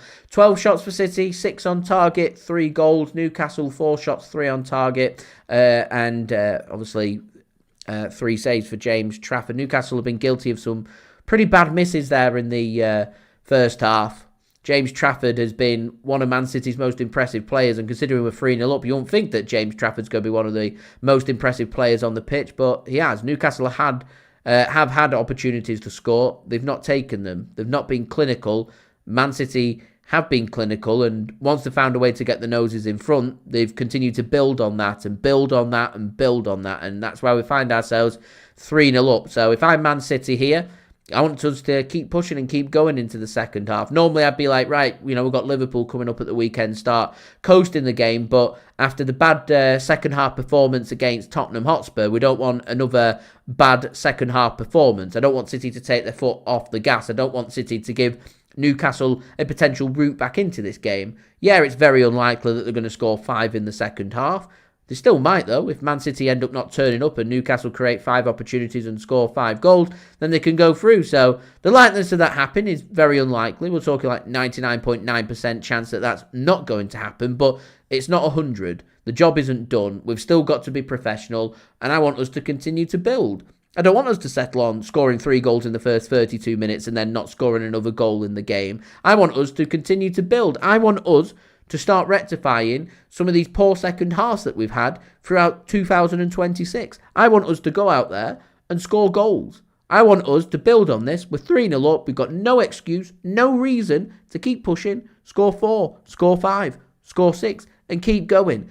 That is brilliant momentum and brilliant confidence building ahead of a big game against Liverpool at the weekend. And it gives Pep Guardiola, with some of the fringe players that are playing today, gives Pep a potential headache to think about. So if I'm Manchester City, that's what I would be doing here. That's what I would be saying if I was Pep at half-time. I'd be saying, you're playing for places. Keep going. Keep doing what you are doing. And if we can do so, then we could be in a good position. So hopefully we can maintain and do that. City's pass accuracy looking good. 282 passes that have been completed. 92% pass completion rate. They've had 3 corners, created 1 big opportunity that was missed. Managed to score 3 goals from our 6 shots on target of our total of our 12 shots. Newcastle 162 accurate passes. Pass completion rate at just under 85%. Obviously, they've managed to have 4 shots with 3 on target, 2 opportunities that have been missed, and forcing some good saves from James Trafford. So Newcastle will still fancy that they could score a goal or 2 in this game, and they'll want to keep it respectable because Newcastle lost their last game against Liverpool at Anfield 4-1. There's nothing to be achieved here off Newcastle losing this game. Another loss at the Etihad Stadium for them and losing 6-7-0. And that could still happen. So if I'm Man City, carefully thinking about things.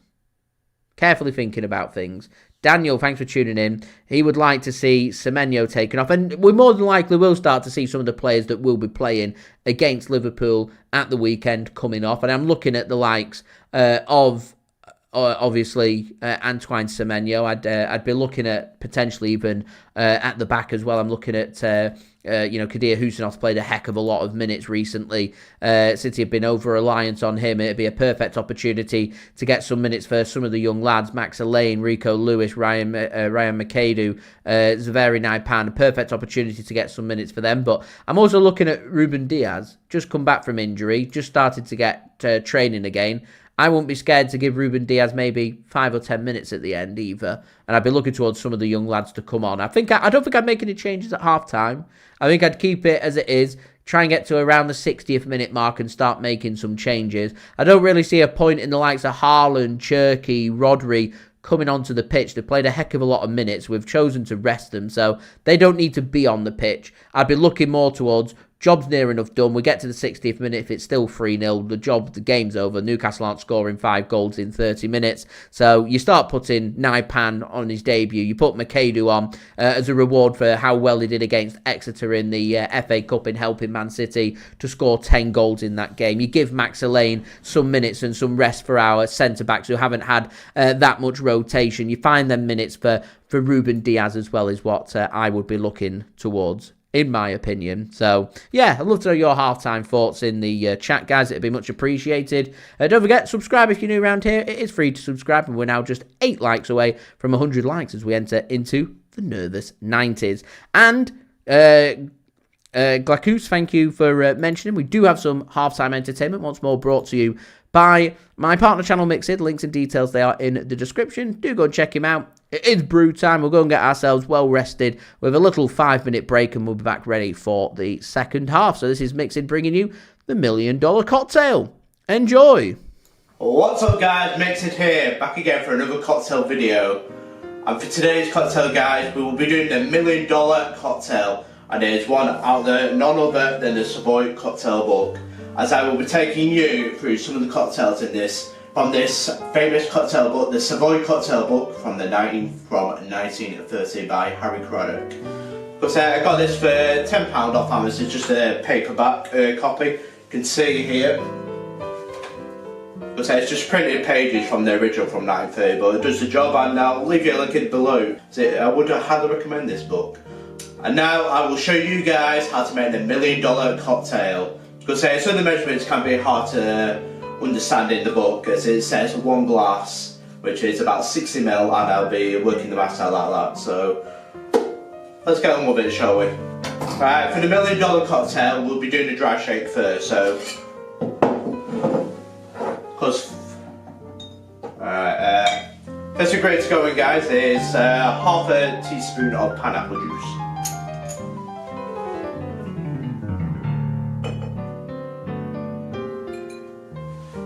Next ingredient is 1 tablespoon of grenadine.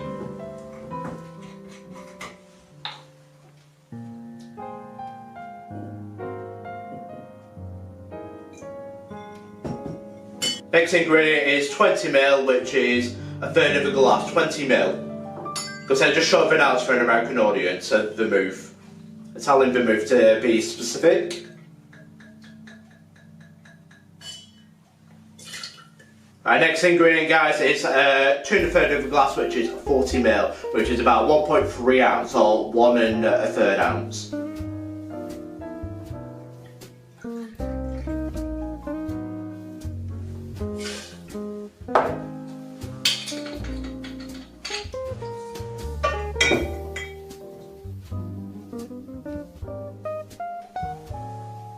Because just that is Plymouth Gin, must be Plymouth Gin for the $1 million cocktail, Plymouth Gin. Right, and the last ingredient, guys, is 1 egg white.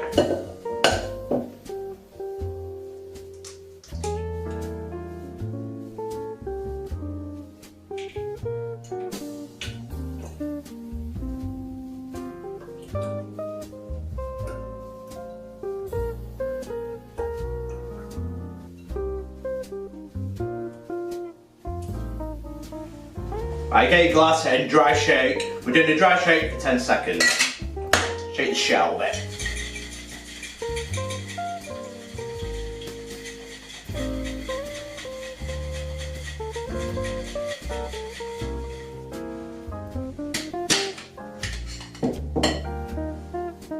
This time, add the ice.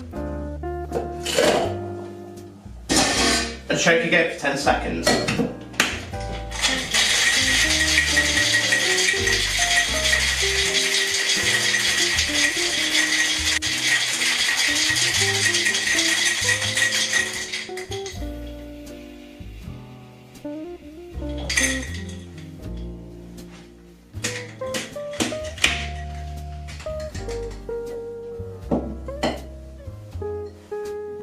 And I think we're straight into our coupe glass.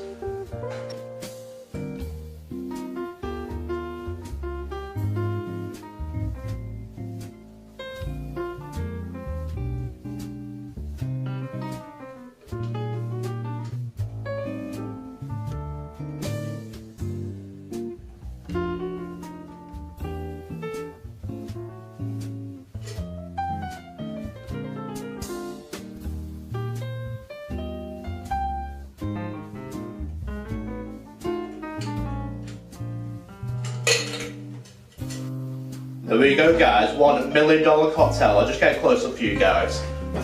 And there it is, it's absolutely beautiful, the head on that. Look at the white foam, it gives it that beautiful look. I can't wait to taste this. Right guys, it's a $1 million cocktail straight out of the Savoy cocktail book. Thanks for the recipe, Harry Craddock. How does the $1 million cocktail taste?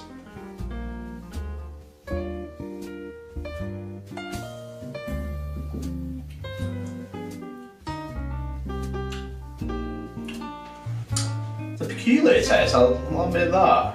Because I certainly you never tasted anything quite like that. But as a gin lover, it's certainly a lovely recipe. Because what gives it that beautiful pink colour is the grenadine mixed in with the gin and the vermouth and the pineapple gin gives it that lovely pinkish red colour. It's beautiful. I'll have a second taste.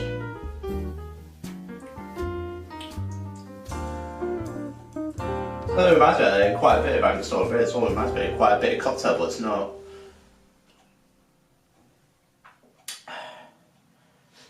That's what I think I can taste the most. It's the vermouth mixed in with the gin, gives it that Italian aperitif taste, that quite a little bit of a bitter taste, but it's certainly lovely and it's absolutely beautiful. But like guys, it's $1 million cocktail. We will be doing a lot more cocktails recipes out of the Savoy cocktail book, so make sure to stay tuned and don't forget to like and subscribe and share and mix it. It's, really do appreciate it.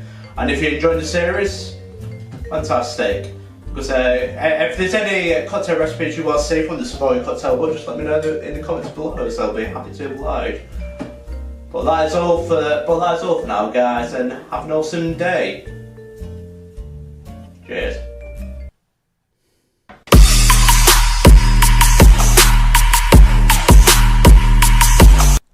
And a big thank you to Mixed for providing today's halftime entertainment. Do go and check him out. Links and details, they are in the description. So we're just waiting on the kickoff here for the second half of today's game in the EFL Cup. Man City leading 3-0 at half-time, 5-0 on aggregate, and looking forward to going to Wembley, where we'll face a date with Arsenal in the final. We've just got one more half to see off here.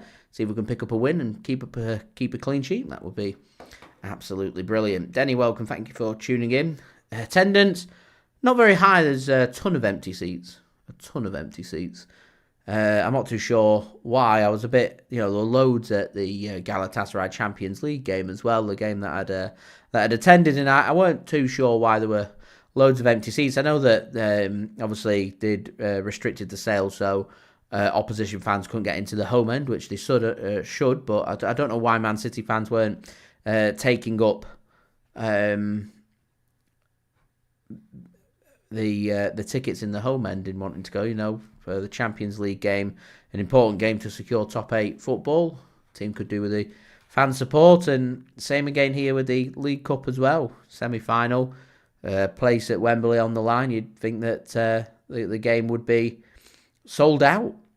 And there'd have been a time, this was 15 years ago, before Man City have had all the tremendous success that we've had over the last 15 years, that the ground would have been really full, with everybody looking forward to a day out at Wembley, which were always few and far between. So I'm not sure why there's lots of empty seats, to be honest.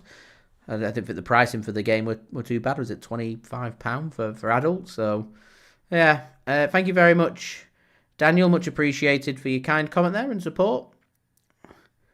Denny, I thought it was opening very soon, the new stand, but I presume that we're getting later and later into the season, that City are probably going to want to give themselves a bit more time.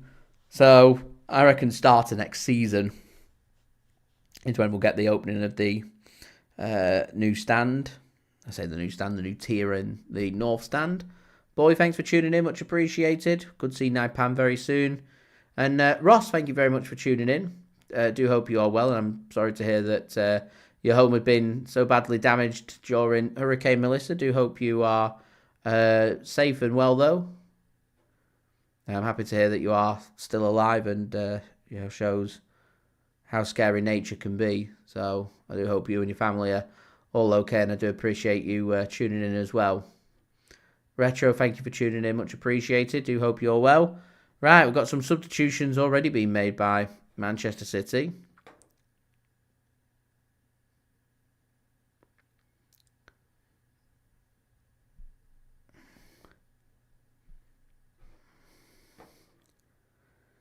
Daniel says 4:06. That's a very early start for you in Thailand, or is it a late night? We'll see. Denny, it'll take the capacity to just over 61,000, I think. Nearly 62,000. So Voltamardi, Willock and Hall come off. Wisser, Alanga and Murphy come on. Changes made by Newcastle at half-time. Nathan Ake is coming off for Man City, and Max Alain's going to come on here for the second half, as we do have kick-off for the second half. So we'll just get the timer rolling for you guys so we know where we're up to. Not rolling, yeah? A little bit behind, actually. It's about 10 seconds behind. Let me just speed it along.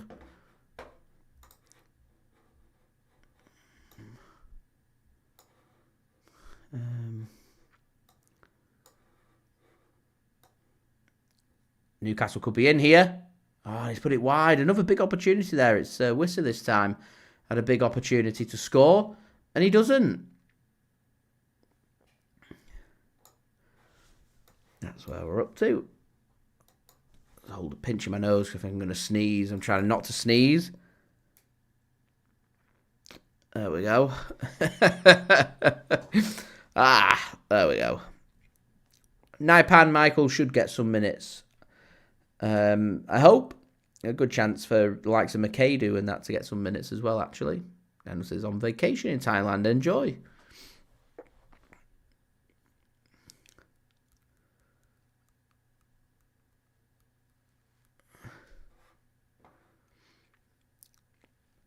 It's funny, Daniel, actually, that you mentioned having England games at the Etihad.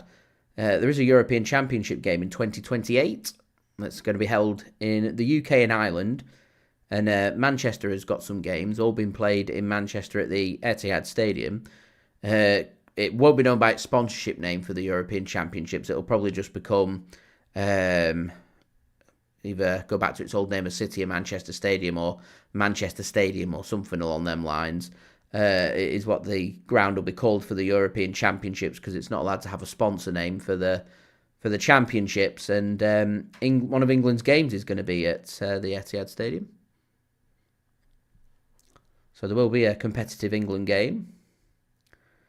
And they have started moving some England games around the country as more events start happening at Wembley. Concerts and stuff has an impact on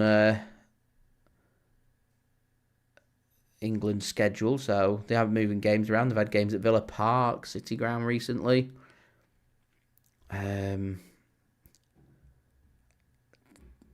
Fairly sure they had one up in the northeast as well. I can't remember if it was at Newcastle or the Stadium of Light, but I'm fairly sure they did.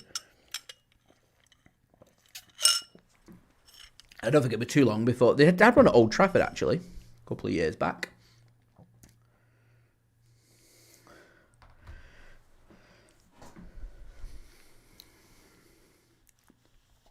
I'm hoping, Denny, that we're not just going to turn up and not do anything in the second half. We could do with just getting over that hoodoo, and it's nothing. Scoring a couple of goals today wouldn't sort, and winning 5-0. Happy days. As we do hit 100 likes now, guys, so thank you very much for the 100 likes. It is much appreciated. Let's go for 115 likes. Why not? Let's go for 115. Daniel says, where is the little fridge full of beers behind me?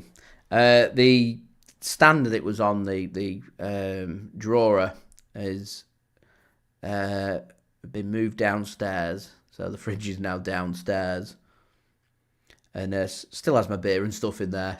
It's just not on display in here. It actually made like a really annoying ringing sound. I weren't sure if it was picking up on the mic, but it used to annoy me. So it's out.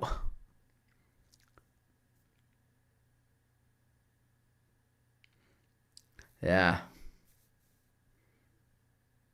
I remember actually doing, I think it was summer transfer updates. And I remember somebody commented and they said, like, I can very faintly hear a buzzing noise in the video, and I'm like, what? So I watched the video back, I turned it right up, and they were right. I could hear a buzzing noise, and I had to do a load of investigations to figure out what was causing that noise.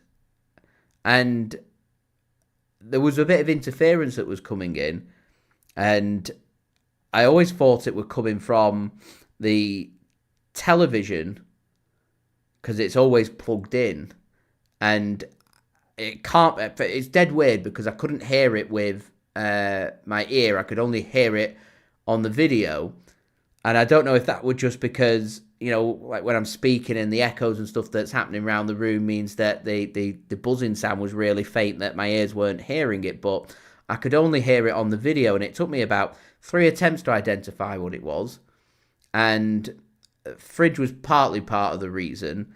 The others came down to my computer that I'm streaming off. Whenever that's plugged in but on standby mode, was making a small ringing sound. And the others were my lights that I was using, and a combination of all of them was creating the ringing sound. I don't have my television plugged in now whenever I record a video unless I'm streaming. So if I'm deadly quiet, you will hear a little bit of a ringing sound, and that'll be the television doing that was being picked up on the video. But it's nowhere near as bad, and I've noticed it's nowhere near as bad since the fridge has left the room. And I can now hear the buzzing sound whenever I go downstairs.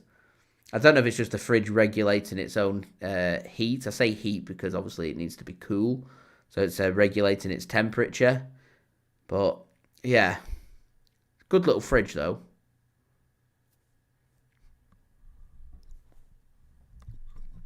Good little fridge. Here's Semenyo then. Gives the ball to Marmouche. He's on a hat-trick, of course. Plays the ball across the 6-yard box. Nobody there, unfortunately. And that'll go out to play for a goal kick for Newcastle. Remains 3-0 here at the Etihad. A bit difficult. Everyone's just like going through the motions, really. Man City know that they're going to Wembley, and Newcastle know that they're going out. So you're just playing for pride.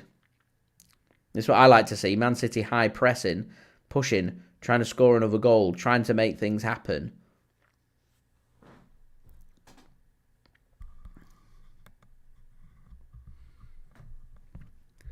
Then he says Arsenal were gash. I had a watch of the game, actually. It was a boring game.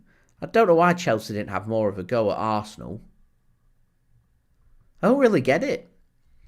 I was a bit underwhelmed. You know, when City played at the Emirates and we went 1-0 up and, you know, obviously nearly did a job on Arsenal. But for some reason, everyone that plays Arsenal's obsessed with trying to keep games close with them.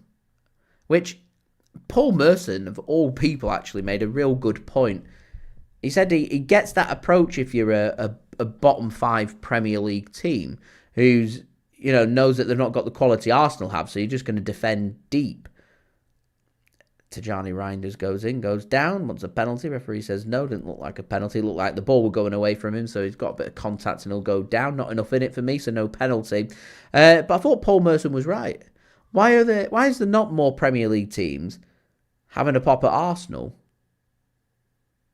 It's the same when Man City used to play teams, if you remember. Teams used to be very respectful of City, that they never wanted to play into Man City's hands. So lots of teams just refused to go toe-for-toe. And if you remember, during us winning the 4 consecutive Premier League trophies, throughout the majority of them 4 seasons, a lot of the time it was a case of Man City just having to break down teams who weren't willing to play football and just park a bus.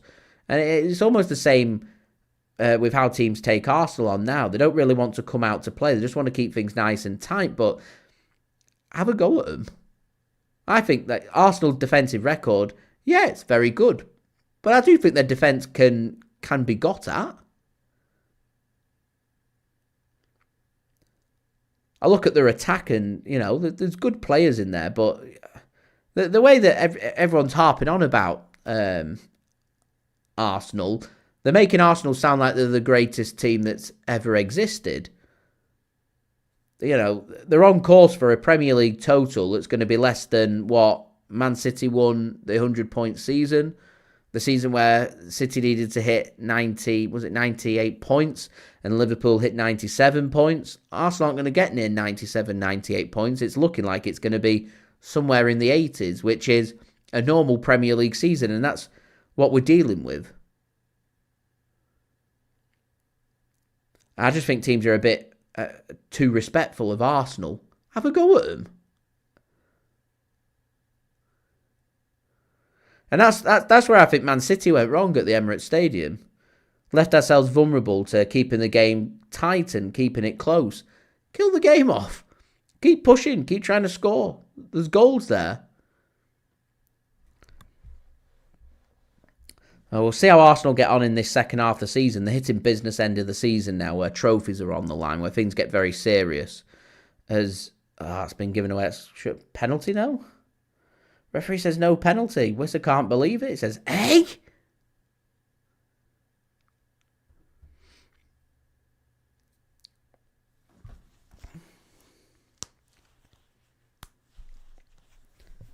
Assume VAR will have a look at it. It looked like a penalty to me. I'd have been crying for a penalty if it was at the other end. Here's Marmouche, gets it under control into the penalty area. Turns his man. Plays a pass. Reijnders has his shot, looks for placement and puts it wide. Should have been 4, that for me. Should have been 4. Right, referee now says VAR are having a look at this.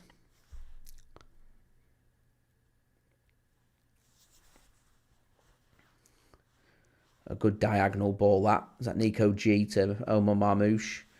Wide open there, Newcastle. Wide open. Semenyo saying, why was the ball not given to me? I wanted a goal. Then he says, Arsenal not a patch on any of the quadruple title winning teams of Man City.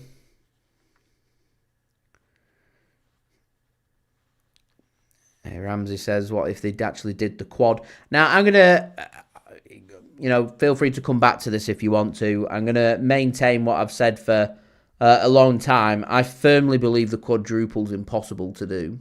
There's too many games. Too many games. A squad's... You're playing every 3 to 4 days, every single week, and you've got to maintain a very high standard that I don't believe 4 trophies can be done, the 4 major trophies. So I don't believe that they will do that.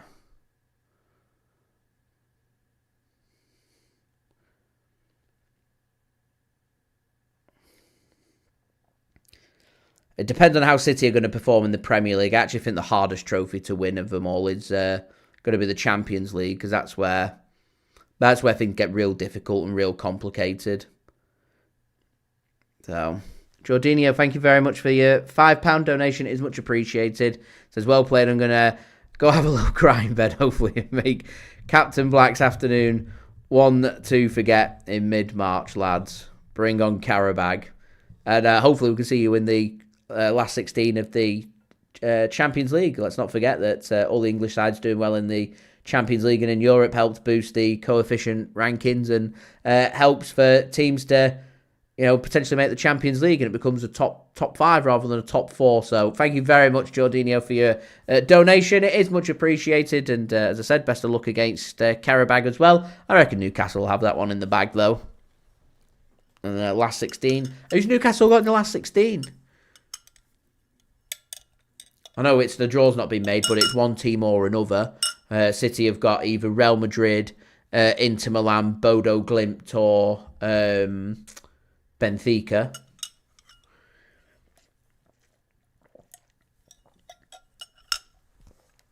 Newcastle are in the playoffs. I know they've got Carabao.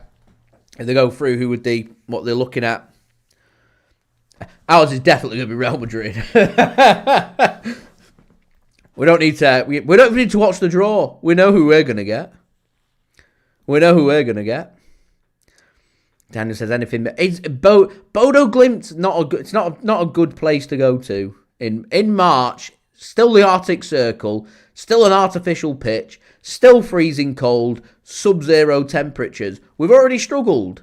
And the first leg would be there. They win 3-1. We're under a lot of pressure coming into the game at the Etihad Stadium.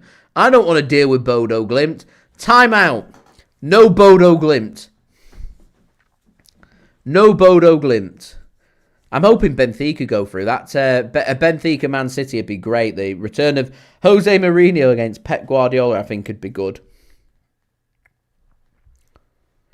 Jorginho says it'll be Barcelona or Chelsea, potentially, for Newcastle then, if they go through. Not easy. Not easy. I'm sure you'd surely fancy Chelsea if you go through, though. I don't think Chelsea are amazing. Coincidentally, of all the English teams left in the competition, I think Chelsea would be the team would be my preference to play. So we're through the hour mark now. We're now 12 likes away from 115. Any help towards that would be much appreciated, guys. And do subscribe as well. The game's just petering out a little bit now, isn't it? Classic Man City in the second half. Newcastle just want their goal.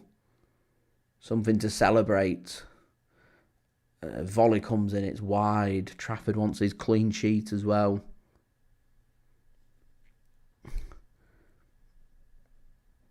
Thank you very much, Ryan. Much appreciated.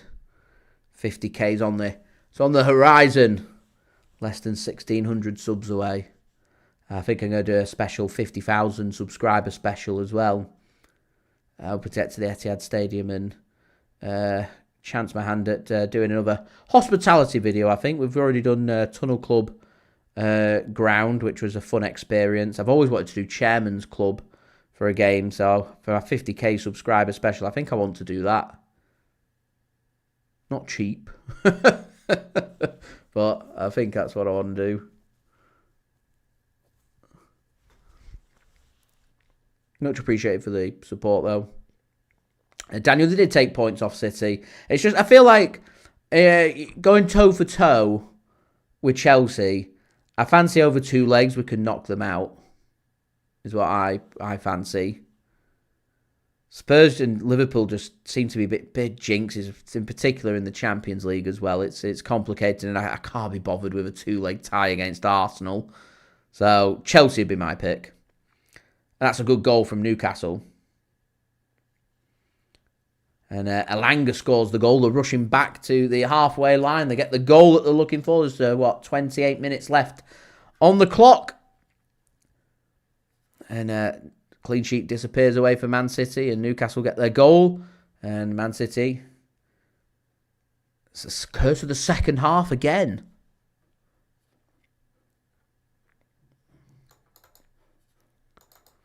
What we don't want to do is just, start to, 3-1 becomes 3-2 very quickly. It's what we want to avoid. It's a good goal by Elanga. We conceded. Respond. Go and score ourselves. Thank you very much, Denny. Much appreciated. I hope to hit 50k soon as well. That'd be good. Daniel, I'm not definitely going to be overtaking Mark Goldbridge anytime soon. Is it United stand? They've got a heck of a lot of subscribers.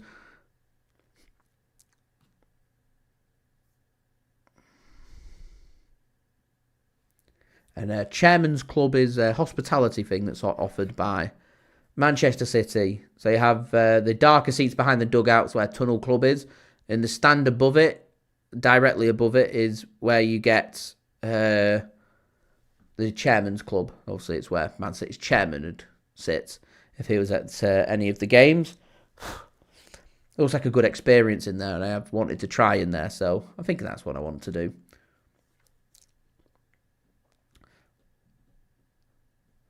Yeah, 45-minute FC.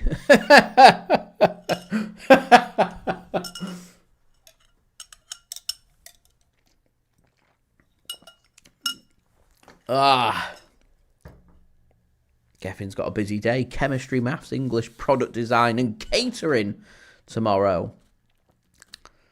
That is a busy day. Straight in, one of the sciences, maths and English. That's a brutal start to a day, that. At least it's Thursday, and it's looking like Man City are going to be going to Wembley, so full of smiles, I'm sure.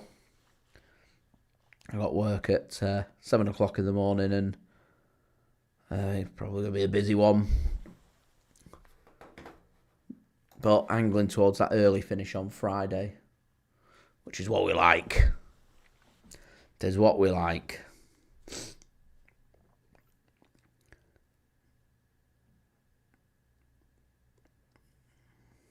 I mean, Newcastle deserve a goal. Newcastle haven't played badly. It's just the 2-0, isn't it, that's caused the problems. Seamus asking the big questions. I can see Pep leaving, yeah. I can. I don't want Pep to leave. I think all this media sound, a lot of it might be coming from people just trying to speculate for whatever reason that they want to speculate over. The thing that I'm reading between the lines that speaks more clearly to me and louder than anything else that I've heard is the fact that Man City have been looking and speaking with other managers. Enzo Maresca's left Chelsea because Man City have had some words with him in December. Latest reports are saying, even from David Ornstein, that City have been speaking with Xabi Alonso, who's obviously left his job at Real Madrid, did a brilliant job at Bayer Leverkusen, by the way, but Real Madrid not really worked out for him. And the fact that, Man City have spoken with Enzo Maresca and have been speaking with Xabi Alonso, and I presume that some questions would get asked to Vincent Kompany at some point at Bayern Munich too. And, Luis Enrique, I think his contract's up with PSG. I'd be surprised if Man City aren't on the blower to him as well.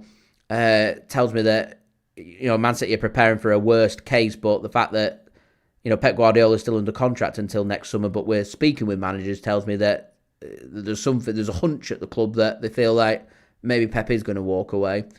But I've said for a long time, Pep Guardiola's done a tremendous job at Man City, so Pep Guardiola deserves to tell everyone when he wants to leave, and he gets to leave whenever he wants to. If Pep Guardiola wants to walk away tonight, then Pep Guardiola deserves to hold his head up high and say he's going to walk away tonight. If it's to come in the summer, it's going to come in the summer. The club need to protect themselves and ensure that they're in the strongest possible position to go forward. I don't want it to be the day that we've got to move on from Pep Guardiola, but the day is going to come, and it might come very soon. And we have to deal with that. And there might well be a bit of a fall-off from Man City in terms of quality, etc., etc. Looks like an offside on Wissa here, but flag stays down, and Newcastle need to put the ball in the back of the net, and they do. Now Man City asked the question about the offside flag, and now the offside flag does go up.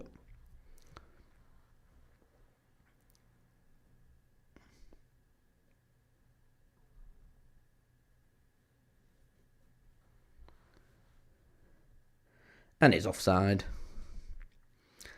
Right, says, any reason why you don't tend to go on the panel shows like LB and Mancunian Way? Shout out to Martin, by the way. I'm not sure if he's in the chat today. I haven't seen him, but brilliant chap. Go and check out Mancunian Way if you haven't done so already. I felt really spoke with LB, with Lewis, to be fair. Yeah, ever since he's left City Extra, I've not really managed to speak with him. I don't think there's like anything more in it than just simply not being asked to do it. I don't mind doing it. I try and keep my schedule clear. I like to, by the time I finish at work and do my YouTube stuff, I like to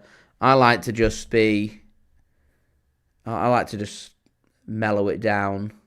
I have been asked to do collaborations with other people over the last 12 months, and I have had to say no to quite a lot of people. I call it my work-life YouTube balance.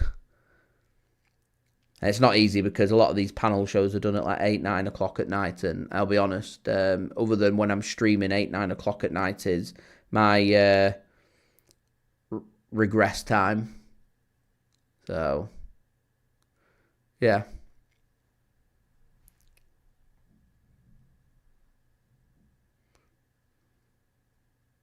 That's a good interception here by City.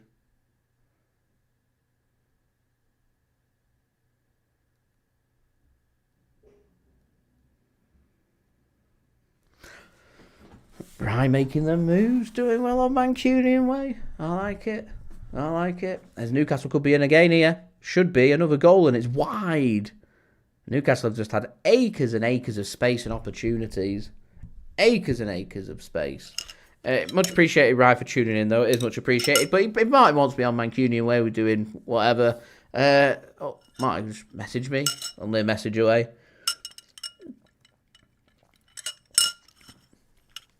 Possibly onside then. So that, I think that would have counted. There we go.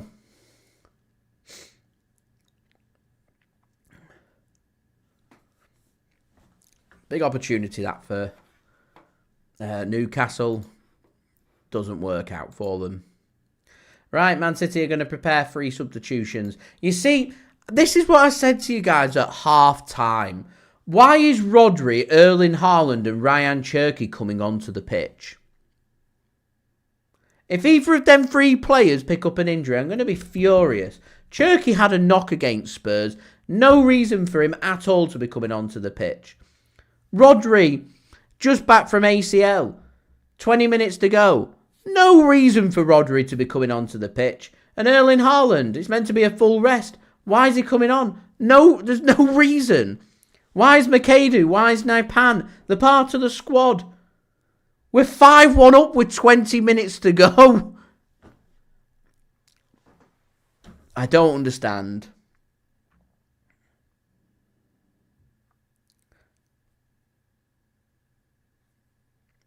I do not understand.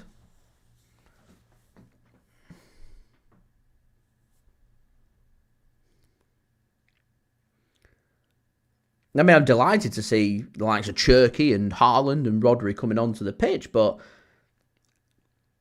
20 minutes to go, the tie's over. No reason at all for them to be on the pitch. Only thing I can think of for them to come onto the pitch is Pep's wanting to do a little experiment. You know, it's 3 attacking-ish changes for Man City that maybe Pep wants to do a bit of an experiment here, ready for Liverpool. He's preparing something. Just wants to see how something looks for 20 minutes against Newcastle. And Ait-Nouri there does well. I think that's going to be a corner for Newcastle. Oh no. Offside flag goes up. It is questionable because either of them, any of them subs that were just made, pick up an injury, we're going to be furious. Absolutely furious about it.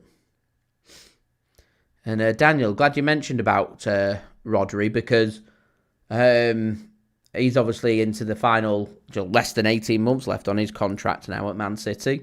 And that is something that needs sorting. My prediction for the weekend, 2-0 Liverpool if ever I've seen it. If there's things that we've learned to know is with fans in the stadium, Man City don't go to Anfield and get results. We lose at Anfield. And that is what I expect to happen on Sunday. So my expectations are that we lose on Sunday. Anything other than losing on Sunday, and I'm very happy. Very happy. We need to win it, though, if we want to win the Premier League. There's another through ball here played by Newcastle. It's so easy for Newcastle to create opportunities. Oh, absolutely, yeah, we lose. I watched Man City for over 20 years, and I've watched us go to Anfield season upon season, and I've watched Man City be absolutely world-class, record-breaking treble season. Lost at Anfield. 100-point season. Magnificent. Lost at Anfield. It is what it is.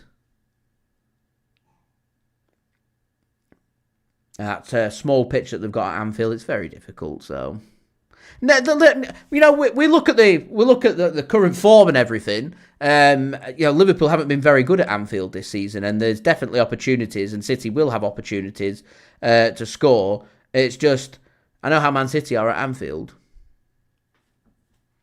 and Man City don't win at Anfield, so that's my expectation. If I was to look at the fixture list, I'd look at, of the 38 games, I would look at 37 of the 38 games, and I would fancy Man City to get results from every single one of them. And I mean every single one of them. Recently, there's a couple of tricky games. Every time we play Tottenham Hotspur, we make hard work of them, so I could imagine that's going to be hard work for us, as Marmoush could be in here and does have his hat-trick, but it's disallowed for a foul. Tottenham, they're not a team I look forward to playing. I always feel like they're going to do something against us. Arsenal are a very good team, and I can see Arsenal potentially, taking points off us. And everyone else I fancy Man City can take results from, pick up wins, apart from Anfield. I look at Anfield and I'd be like, Anfield's just one of them places. Man City could win 37 of 38 Premier League games, and 38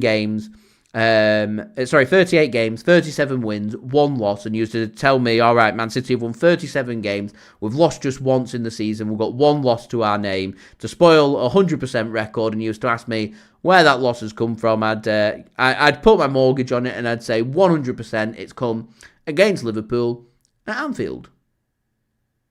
As Osula comes on for Trippier. We've not won there. When was the last time we won there with fans? Like 2003? 23 years ago? The only time I've ever seen Man City do something and look real good at Anfield, other than when we last beat them back in the early 2000s, was during COVID when we had no fans in, and we looked exceptional that day at Anfield, and we've never been able to replicate it since. I'd love for us to do it. And it is long overdue for us to win at Anfield. And if we, a win at Anfield is the kind of win that could really spur us on this season. And Arsenal will be looking at it and going, do you know what? We might be 6 points clear, but Man City win at Anfield at the weekend, and that's a big blow. City could be in here, but Newcastle get it clear. They'd see that as it's a big blow. They really would. Because if there's any banker for for Arsenal, where they fancy Man City are dropping points from now to the end of the season, that match at Anfield is the banker. So, if we can do that, then, yeah. Everton did used to be a massive bogey. Tim Cahill, you're right, used to be always used to be 2-0 under David Moyes as well, didn't it? Always 2-0 Everton.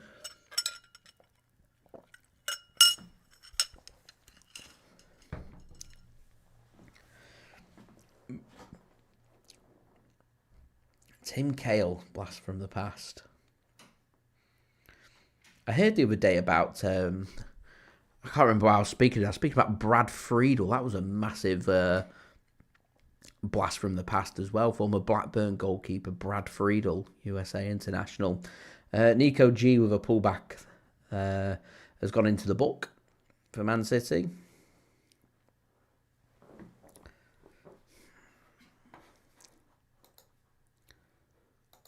Right, just 13 minutes to go. Man City losing this second half. Not scored in this second half. Classic 45-minute Man City.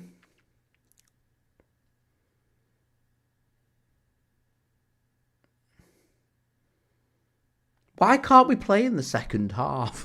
I can't put my finger on it. Why?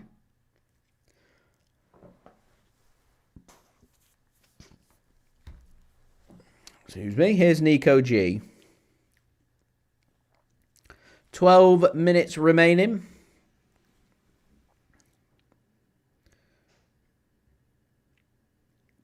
Newcastle looking to try and force the issue. Cherki just goes back here to Abdukodir Khusanov.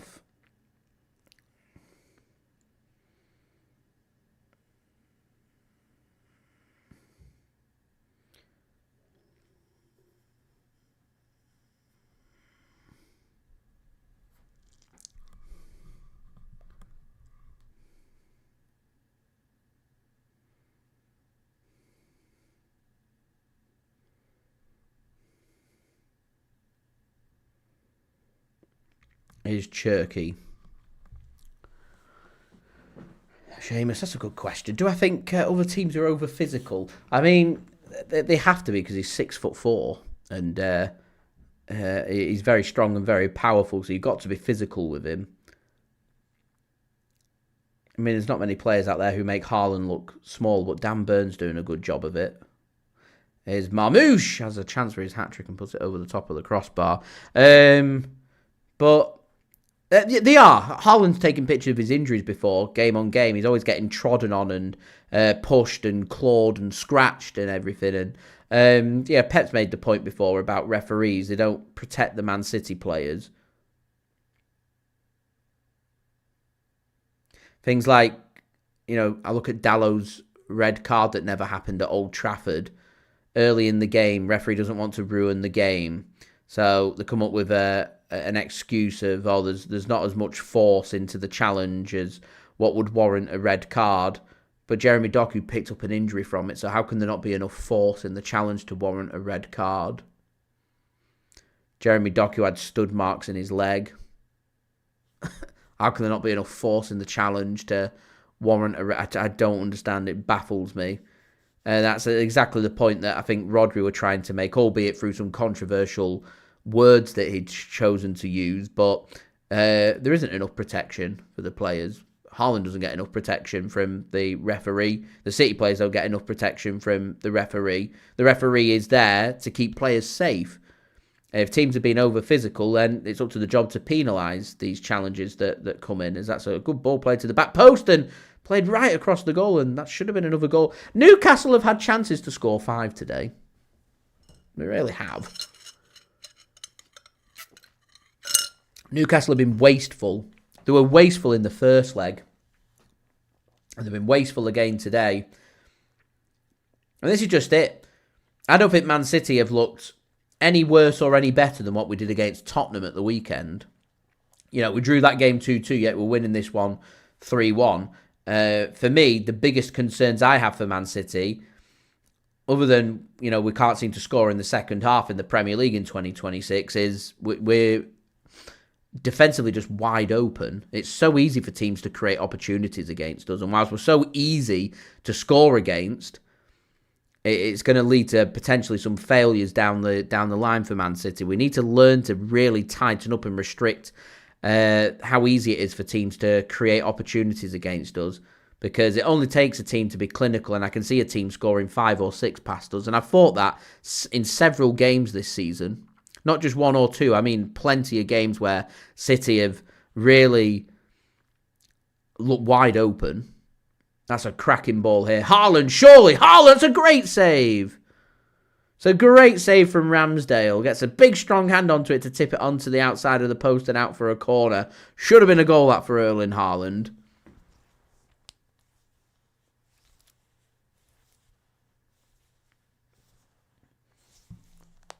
A good through ball from Cherki. It's a good effort from Haaland. I don't think Haaland does much wrong, to be honest. He goes across the keeper, keeps it low, goes nice and hard. It's just a good save from the keeper, and he does enough to tip it past the post.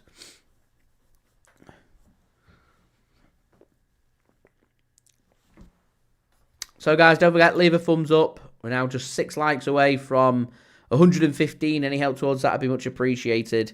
And do subscribe as well if you're new around here. City use their 4th change of the game. It's Rico Lewis that's going to come on for Man City for Nico Gonzalez. A bit of rest for Nico G for the final 10 minutes or so of this game. Rico Lewis comes on, so we're not going to get Makadu and Naipan and... we did get a lane that came on, so we'll see if we end up getting any more changes. Will it be Makadu? Will it be Naipan? You imagine would be the ones that we'd be looking at, unless it's going to be Ruben Dias, of course. Ooh. Do I think 4-4-2? I mean, what would the 2 be up top? If it's Marmoush and Haaland, then I probably wouldn't go for that, because I just don't think it would work. I actually think Man City would be too open in midfield for a 4-4-2. I'd quite like us to go to a 3 at the back system and play with wing backs. We just don't have the players that can do it just yet. And we certainly don't have the protection and physicality in midfield to protect a back 3. We go a lot with a back 2, and I don't like it, because I feel like it leaves us very exposed. Although, funnily enough, I always feel like our defence looks more organised when it's got Ruben Dias in it. And I do think Ruben Dias has been a big loss for City since we played Chelsea and he went off injured. And Josko Gvardiol, of course, a big loss and a big blow for City. There are some positives, though. I mean, Rayan Ait-Nouri looked like a breath of fresh air on the left-hand side for Man City, I think. And... T-Sef, yeah, you could be right with the pairing up of Rodri and Nico G. I do wonder if that's what Pep's just tried to have a little look at here when he's brought Rodri onto the pitch for the final 15-20 minutes or so. Obviously, taking Nico G off now, but wanted a 5 or 10 minute look at the midfield to see how it works. Because I wouldn't be surprised to see at Anfield Nico G and Rodri starting. And I'd like to have had Doku fit for that game, but he's not going to be. Cherki then, free kick, whipped in and looking for Haaland at the near post, but Haaland couldn't get the flick on. I don't know what's happened to Tijjani Reijnders' eye. An ICX, I'd like to see Naipan on for his debut. Are we going to see it? That's the question. Doku is out. He's going to be out for a couple more weeks. Ruben Dias is back, which is good. We should have Kovacic back in the next month or so as well, which could be quite helpful in midfield. Here's Rayan Cherki to Haaland. Haaland fancies a goal. It's a good save from the keeper again.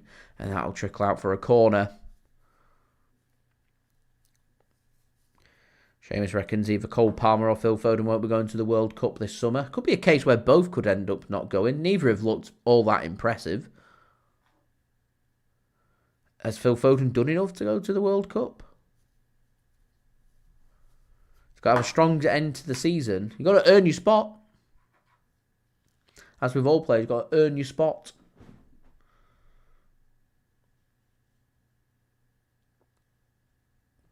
Four minutes remaining then.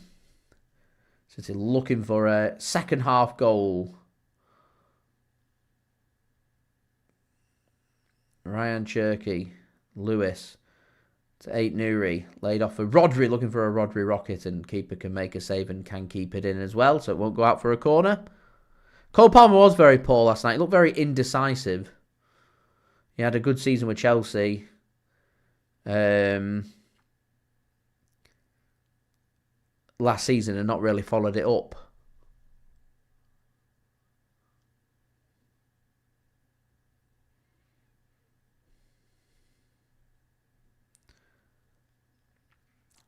Cherki can't find his pass to Haaland.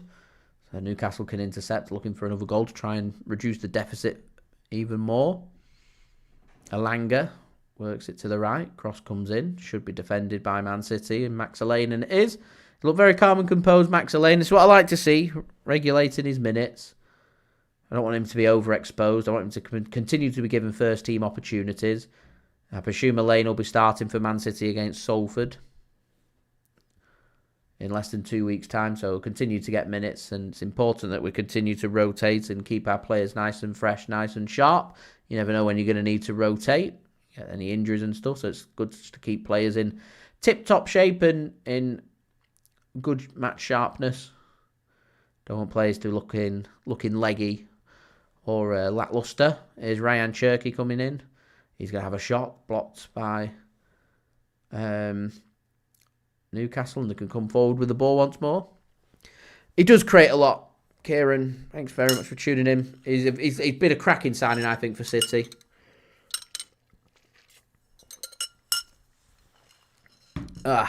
Cracking signing.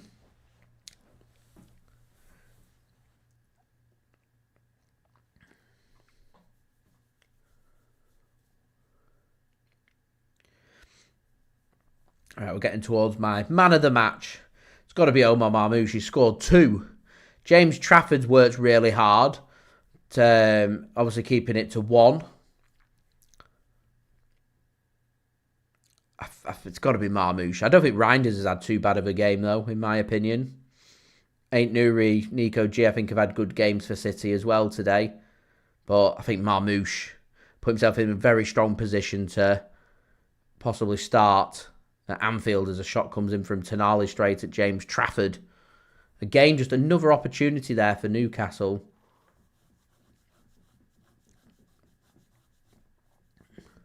And it sounds completely barbaric that Man City are 5-1 up on aggregate, and Man City could easily have gone out tonight had Newcastle been more clinical in front of goal. They've had a lot of opportunities, and I mean a lot of opportunities.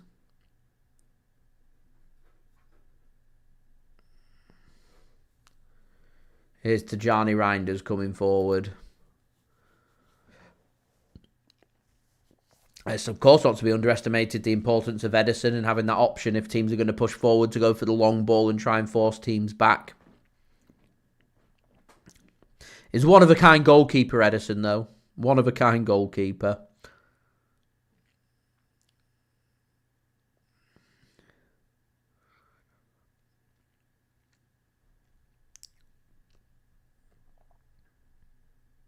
Anyway, we're into the 90th minute then.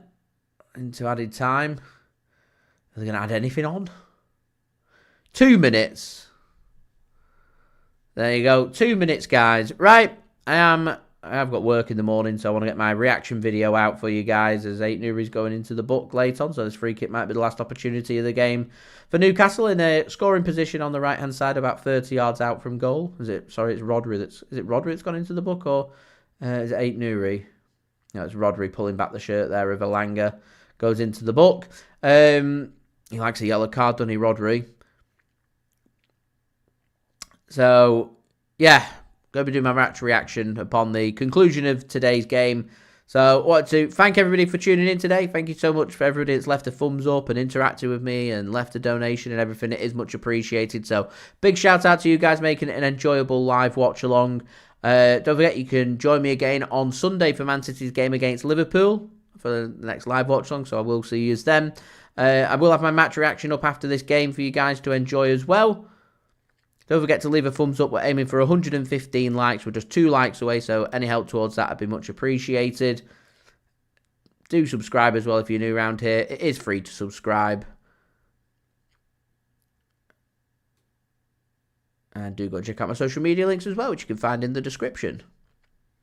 Along with my email if you want to hit me up for any sponsorship for any videos or any general business inquiries. Much appreciated. Thanks for tuning in. So last chance here of the game. Cherki gives the ball to Tijjani Reijnders. He turns his man. Tries to chip a ball in. Can't. So in the end, Newcastle will get it clear. Only as far as Rayan Cherki is into the final 7 minutes. 7 seconds of this game.